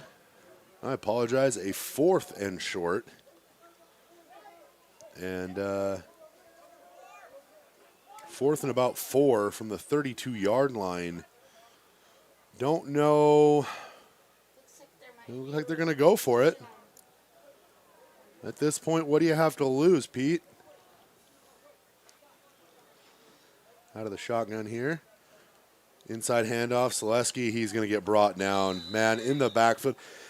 There is a very difficult challenge that comes with trying to run out of the shotgun. If you don't have an offensive line that can give you time, you're starting your quarterback 5 yards deep to begin with. Mm-hmm. And then they have Selesky 2 yards behind that. So when you're getting the handoff already 4 yards deep, that is tough when you're not getting blockers, right? Yeah, it's true. The running back has an opportunity for better vision, but it also, with the quarterback receiving the snap not under center, it just really limits how many options he has with the running backs and who he hands off to. And another fumble, this time Austin Miller running the ball, didn't get any blocking, and then a Spartan must have just put the helmet right to it, and now we're going to get a flag here. I don't know who that is. Looks like they're 44. it looks like they're giving it to Luke Froelich. He must have said something. So he's going to walk over to the sideline. I can't imagine what he would have said to the official, though. I mean, that was a clean fumble. Miller just got hit just right and dropped the ball. So unless the official just didn't want to hear whatever it was that Froelich was saying to himself, I can't imagine what he was complaining about, Pete. But we don't know. Yeah. We don't know. Teenagers, in the minds of teenage boys, any number of things could have come out of the mouth there. It looks like we're going to get a timeout. Wildcats. Coach Davidian giving his defense an earful. Coach Davidian always rocking those old school rubbery Chuck Taylors. I don't know what it is about him. I saw him wearing them the first time I ever saw him coach a game. And I've always I look for him every time I see him. It's the white toe, man. It stands out. He's he's a unique guy. He's a really cool guy. If you haven't had a chance to talk to Coach Dan Davidian, he's passionate. He's hilarious. He's good-natured. He very much cares about his student athletes. Embodies everything you want in a high school football coach. And the Wildcats have been without him the last couple of weeks as he was dealing with some personal matters.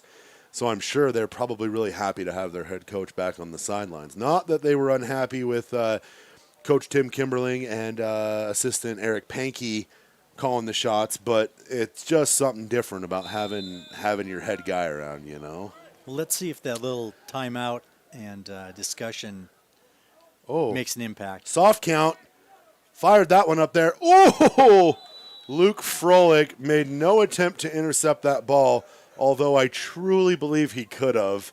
He elected instead. Yeah, catch it. I dare you. And as soon as that was played really well. Like, the timing there, he didn't hit that kid until that ball hit his hands. Yeah. That was played very well, intent or not. Luke Froelich definitely heard Coach Davidian's message. Do you think that message was better than what he got called for with that penalty? Are you I think thinking that was better. maybe Coach Davidian said some possibly more? Selesky popped once. Who was that? Number 53 for the Wildcats, Tanner Lee, made the initial contact, and then it looked like it was Austin Miller and Varick Meredith in there on the hit. So Tanner Lee slows him down, and then, Meredith late to the party. There were several kids in on that. Meredith just seems to always be pulling himself out of the middle.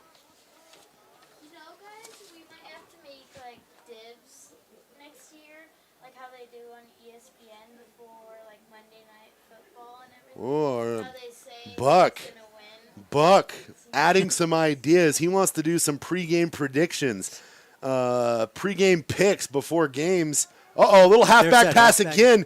This time completed, and not as well defended. That was Reed Wildcat out there. I think he got caught in the middle of the field watching the play and didn't follow the receiver over. Once again, though, that play is slow developing for the Spartans. Selesky, for all the things that he does for this team, is not quick on the throw. It's kind of a wind up and slow release there. And I do think there was even contact on it, but Reed Wildcat caught out of position for the Wildcats there, and Spartans are kind of moving the ball. Inside handoff. He's going to go for a loss here. Ball might have come out at the end, but I think he fell on it. I think that was McLean. Nope, Selesky again. Selesky and McLean have had the lion's share of the work for these Spartans. And almost the old, we don't have a ton of speed. We don't have a ton of players. What we do have are two guys that are just kind of brutes, and they will happily just keep getting up each time they get hit. Low snap here to Johnson. Oh, my goodness. And who do we have on that hit there? Is that number 83 for the Wildcats?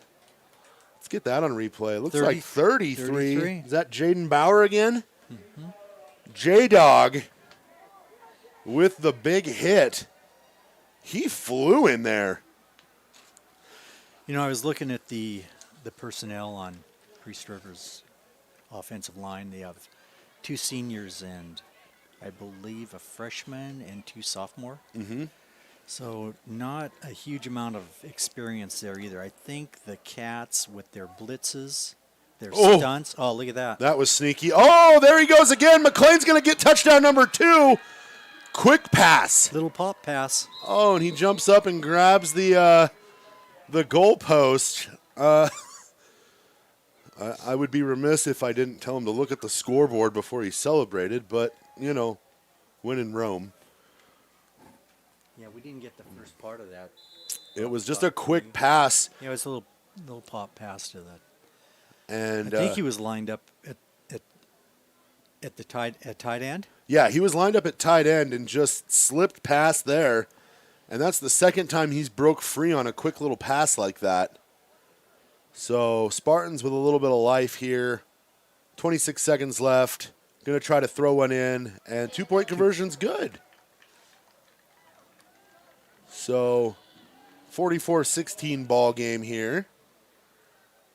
Wildcats floating in several of their reserves, getting them some valuable game experience here. But it was another quick little pop pass from Johnson to McLean. And for a kid McLean's size, he can really turn it on. He's quick. Just really good speed there, pull-away speed almost. He knew that probably didn't have a whole lot of steps left, so at the last gasp, he just gave it that last little burst, everything he had to finish that one off, and making this score a little bit more respectable. The Wildcat offense is about to get the ball back, which doesn't bode super well, although Kellogg has turned the ball over on their last 2 possessions. So playing a very clean first half. The Wildcats have since turned the ball over twice. Once was an errant pitch miscommunication between, I believe, Austin Miller and Reed Wildcat. And the second fumble was Austin Miller kind of bouncing through the tackles, and Priest River kid just put his helmet right on the ball, and that will do it. I believe all turnovers have been fumbles, unless the one in the. Yeah, we had one interception from Varick Meredith on their first attempt at that halfback pass. Good kick there from Selesky. That's going to give Froelich an opportunity to return, it looks like. And he's going to get to the outside. Gets a block right there. Gets a block. Oh, should have cut in a little sooner.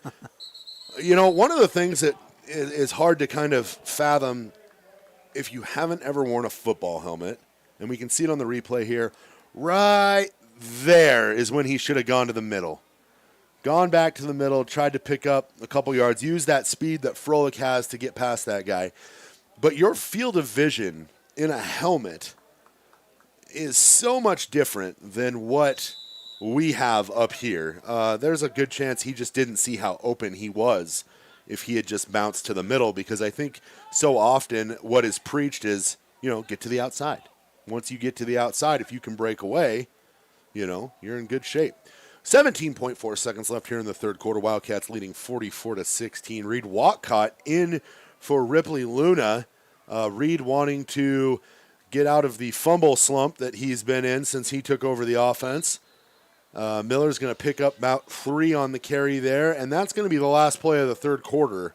So heading into the final frame, homecoming night, it's your Wildcats 44, Spartans 16. We'll be right back with the fourth quarter. Thanks for watching Wildcats Live.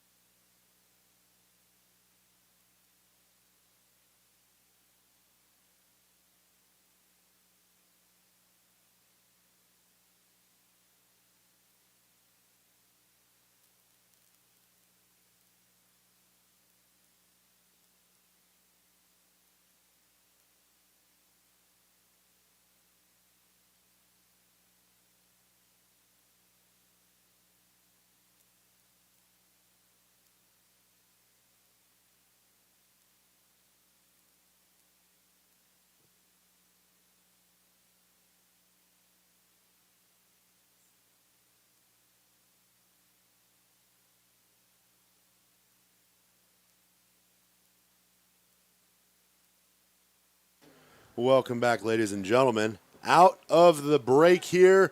First play of the fourth quarter. Luke Froelich makes the catch, spins around, dances with this guy for a second, and then pulls away. And Froelich and Michael Johnson having some words, and he's continuing to jaw with the Wildcats.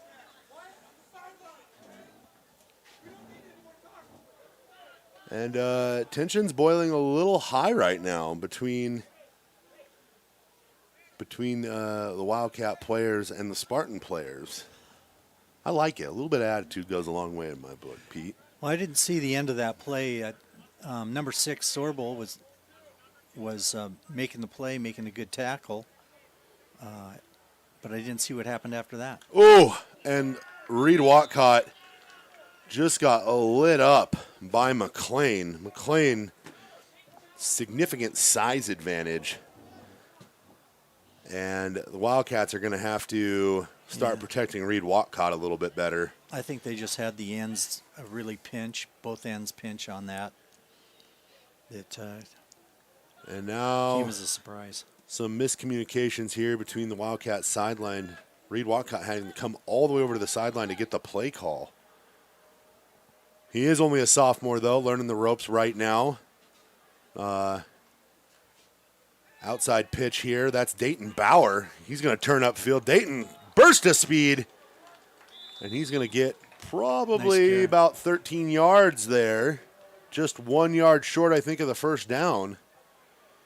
Good run for Mr. Dayton Bauer. Wildcats in a 3rd and 2 here. Looks like they brought him back just a tad.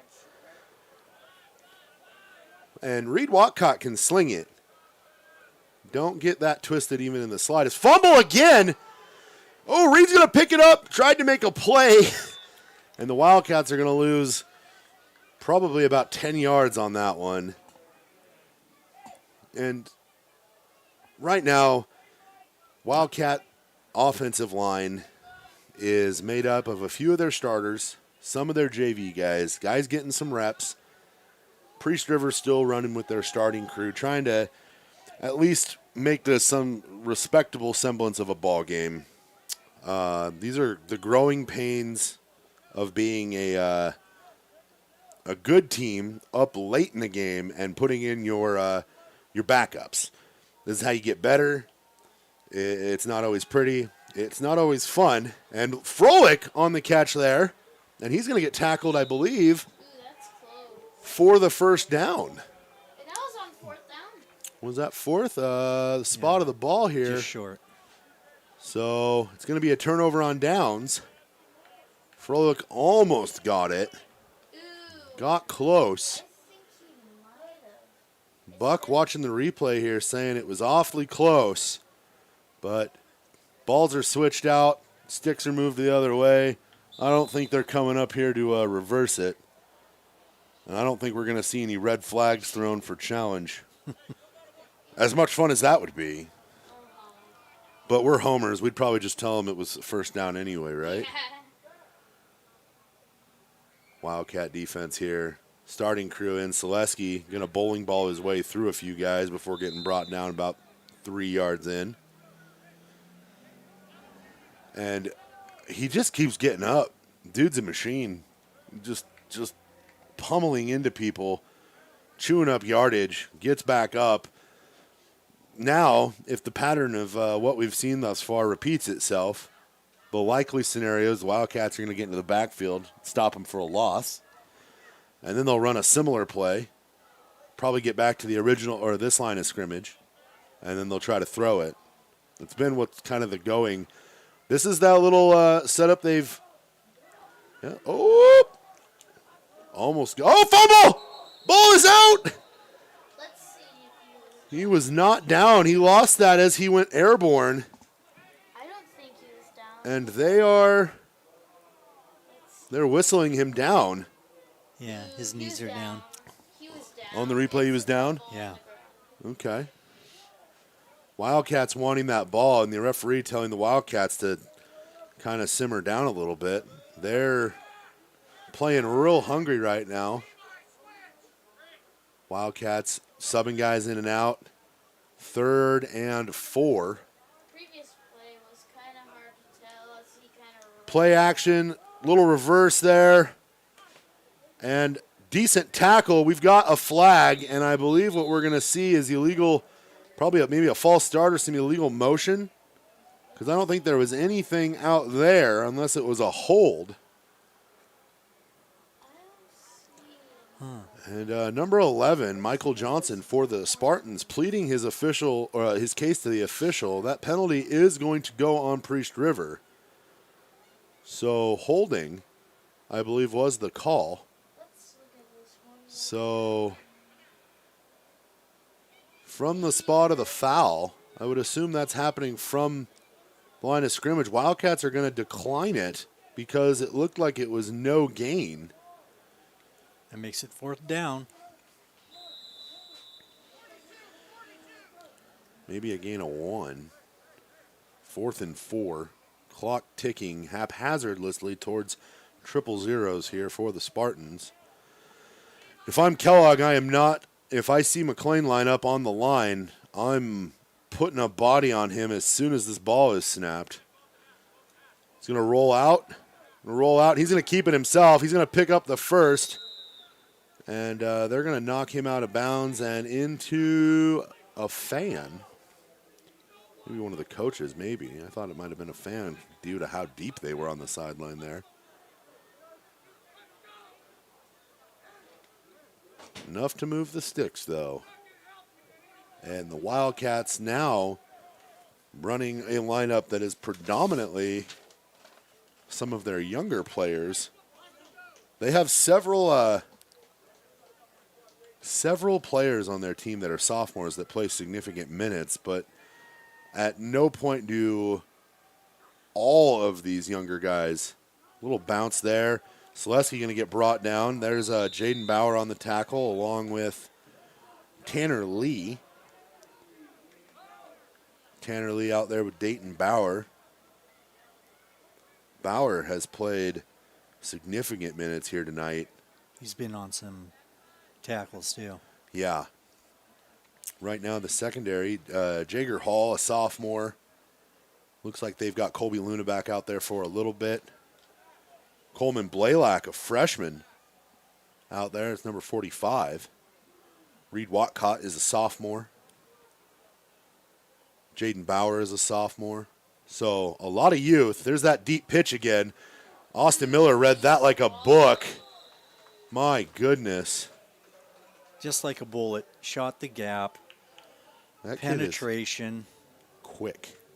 Very quick. Austin Miller, a few years ago, his brother was our quarterback. There's a timeout. We got a timeout on the field by the Spartans. And his brother, gosh, and I cannot remember Austin Miller's brother. I believe it was Luke Miller, was the quarterback. And he was kind of the last quarterback Kellogg had under the former head coach, Dan Lucier. And he ran the wishbone offense. A lot of misdirections and fake handoffs, 3 running back sets. But the kid had an absolute cannon on him, and at times they'd get into like 2-minute drills, and he would move down the field when they would allow him to chuck the ball a little bit. Didn't do so hot in the tight wishbone formation. He was quick. He was tough as nails. He was probably faster than his brother. And I know that seems crazy to think about, but I saw him play. he was a very talented football player. Well, you know, Kellogg is a wonderful place. I just see athletes continue to grow and to perform in the valley here, and it is so good to get back to town and be able to watch and participate in this game. Selesky over the top, almost hit McLean. They have Selesky as the quarterback now, and I don't know if they have Johnson on the sideline or if they're lining him up somewhere else. Looking to see where number 11 is. Is he on the sideline over there? Looks like he is. He's sitting on the bench. So now Selesky's in there calling the plays, calling the shots for the Spartans here. One of the first times we saw a normal drop back and throw play from these Spartans tonight. Haven't seen very many of those. Selesky going to keep it. Little jump pass and overshoots his receiver. I admire Selesky's moxie. That was not you don't see a jump pass very often, Pete, and there's a reason for that. It's the same reason why you don't see a ton of jump passes in the NBA either, because as soon as you leave your feet, bad things have a tendency to happen. If you don't intend on jumping up to catch a ball, jumping up to shoot a ball, if you're jumping up to pass a ball, rarely does that pan out. It's going to be Wildcat ball now. Turnover on downs.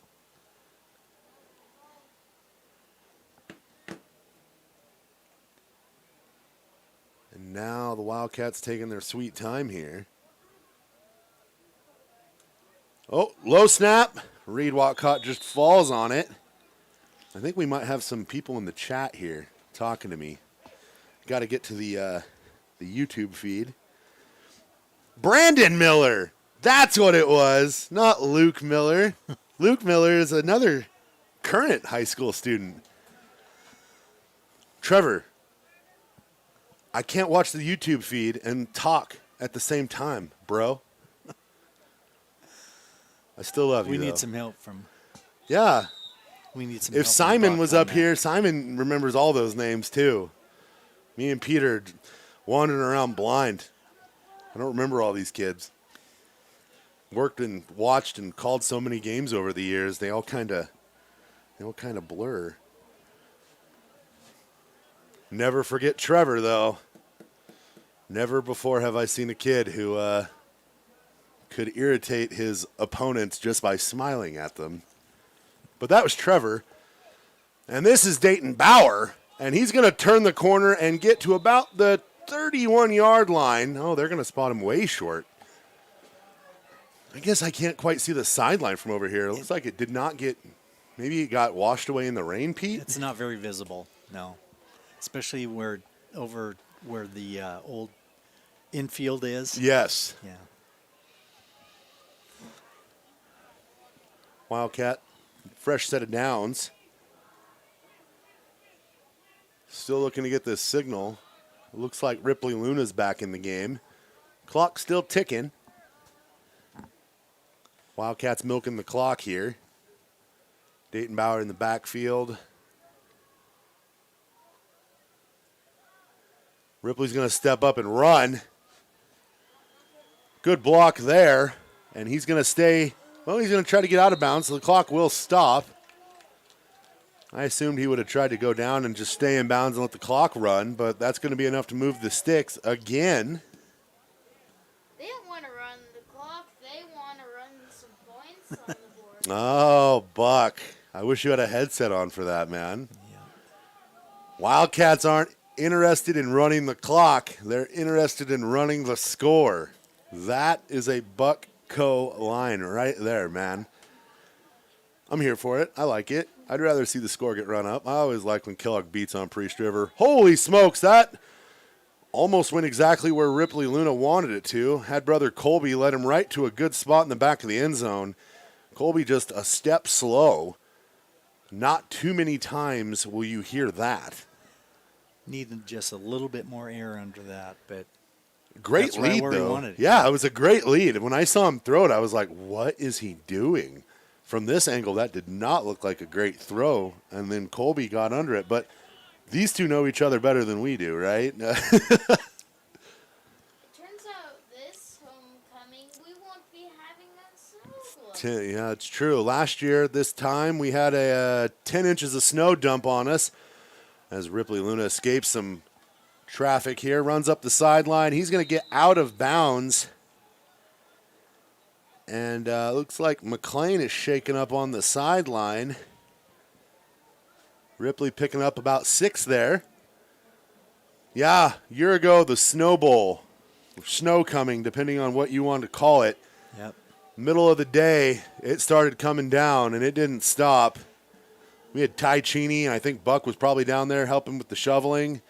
If the ball was on the west end of the field, the shovel crews were hitting the lines on the east end and vice versa. We had guys cleaning mouthfuls of snow out of their masks after every time they got tackled. It was a great night for football, and it was also a nice, big Kellogg win. We got encroachment on the defense here. Kellogg beat Bonners big time in that game. Yeah, that was a fun game.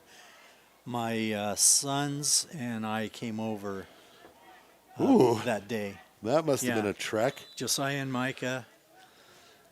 We came over. We were late, but it turns out that we were in that same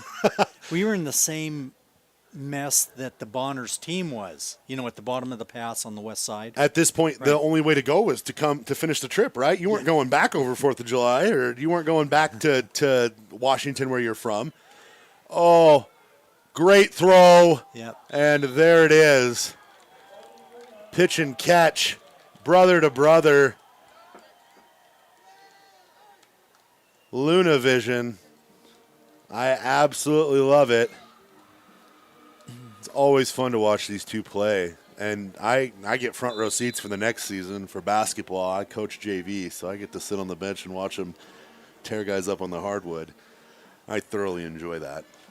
They're just as much fun to watch in that sport as they are in this one. So are you suggesting that I make it over for some basketball games this year? Oh, I think so, sir. And you'll get to see the Wildcats live booth at the high school that we have, which is still a work in progress, but your nephew has done an excellent job. We've got a nice big window, got a fan in there. It's real nice. Yeah, I've seen some pics of the updates at Andrews. Oh, yeah. Yeah.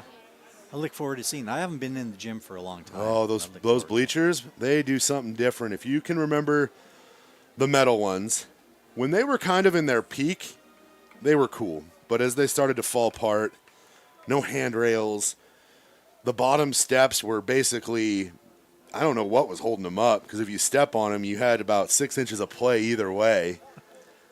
It was not great. I don't even remember metal bleachers and Andrews. Were there wood ones there? I don't know if I'm remembering this or what, but I thought they were wood. But And it's very possible. I've been told different things, but you said your class is 75, right? yeah, So someone said that the metal ones got put in 79. okay. So were you in school at the same time as Paul Roberts? Around that? No. He was after. After you? Yeah. Because he also had alluded to wooden bleachers at some point. And usually my go-to for all things Wildcat memories is Simon. Yes. Good run here. McLean, big and fast. Those are just big strides. It's going to take a host of Wildcats to bring him down, but it looks like Jager Hall on first contact there. Jager Hall, very talented wrestler, as well as a heady football player. Wildcats 2 minutes and 36 seconds away from a nice big league win. Have not heard any updates on what's going on up in Bonners Ferry. I'm going to have to shoot Simon a message and see what the situation is, because I am a little nervous about that. Got a dead ball whistle, so that usually means a false start. Oh, they're going to call encroachment here. Quarterback must have been in peril, because usually if they can get you off sides like that, you might get a free play, unless it looks like maybe Austin Miller just was about to go cruise missile on him again. Deep snap. Selesky going to roll out and throw it. Not the prettiest throwing form, but you can definitely tell that when Selesky is on the field, he is the focal point of whatever it is that they're doing. Michael Johnson over on the bench, he played a pretty full game. Got knocked around pretty good here in the third quarter. That was when him and Luke Froelich started jawing at one another. And he has been on the bench for the majority of the final quarter here. Selesky now deep in the shotgun. I would say he got sat down. And he's going to wind up. Big wind up. It's a high arcer. And intercepted. That's 41. We've got a flag on the play. Wyatt Story with the pick. And he's amped up. And teammate Varick Meredith runs off the sideline to give him a little love. You got to be careful with those high headbutts when you're not wearing a helmet. Fun to watch these Wildcats out there living their best life. Wildcats take over, 2 minutes and 19 seconds left. The penalty will be on the Cats. Looks like the penalty happened after the interception, so they're just moving them back. Whatever this means. Oh, blocking the back. Illegal block there. So after the interception, penalty assessed on the return. Wildcats will hold on to the ball, and Reed Watcott can go 2:19 here. Ooh, a lot of movement up front. Dayton Bauer there. These poor officials have been working since about 3 o'clock this afternoon is when the Mullen game kicked off. It's now 9:17, so with the exception of a small break where they went and got their clothes dried, they have been very busy.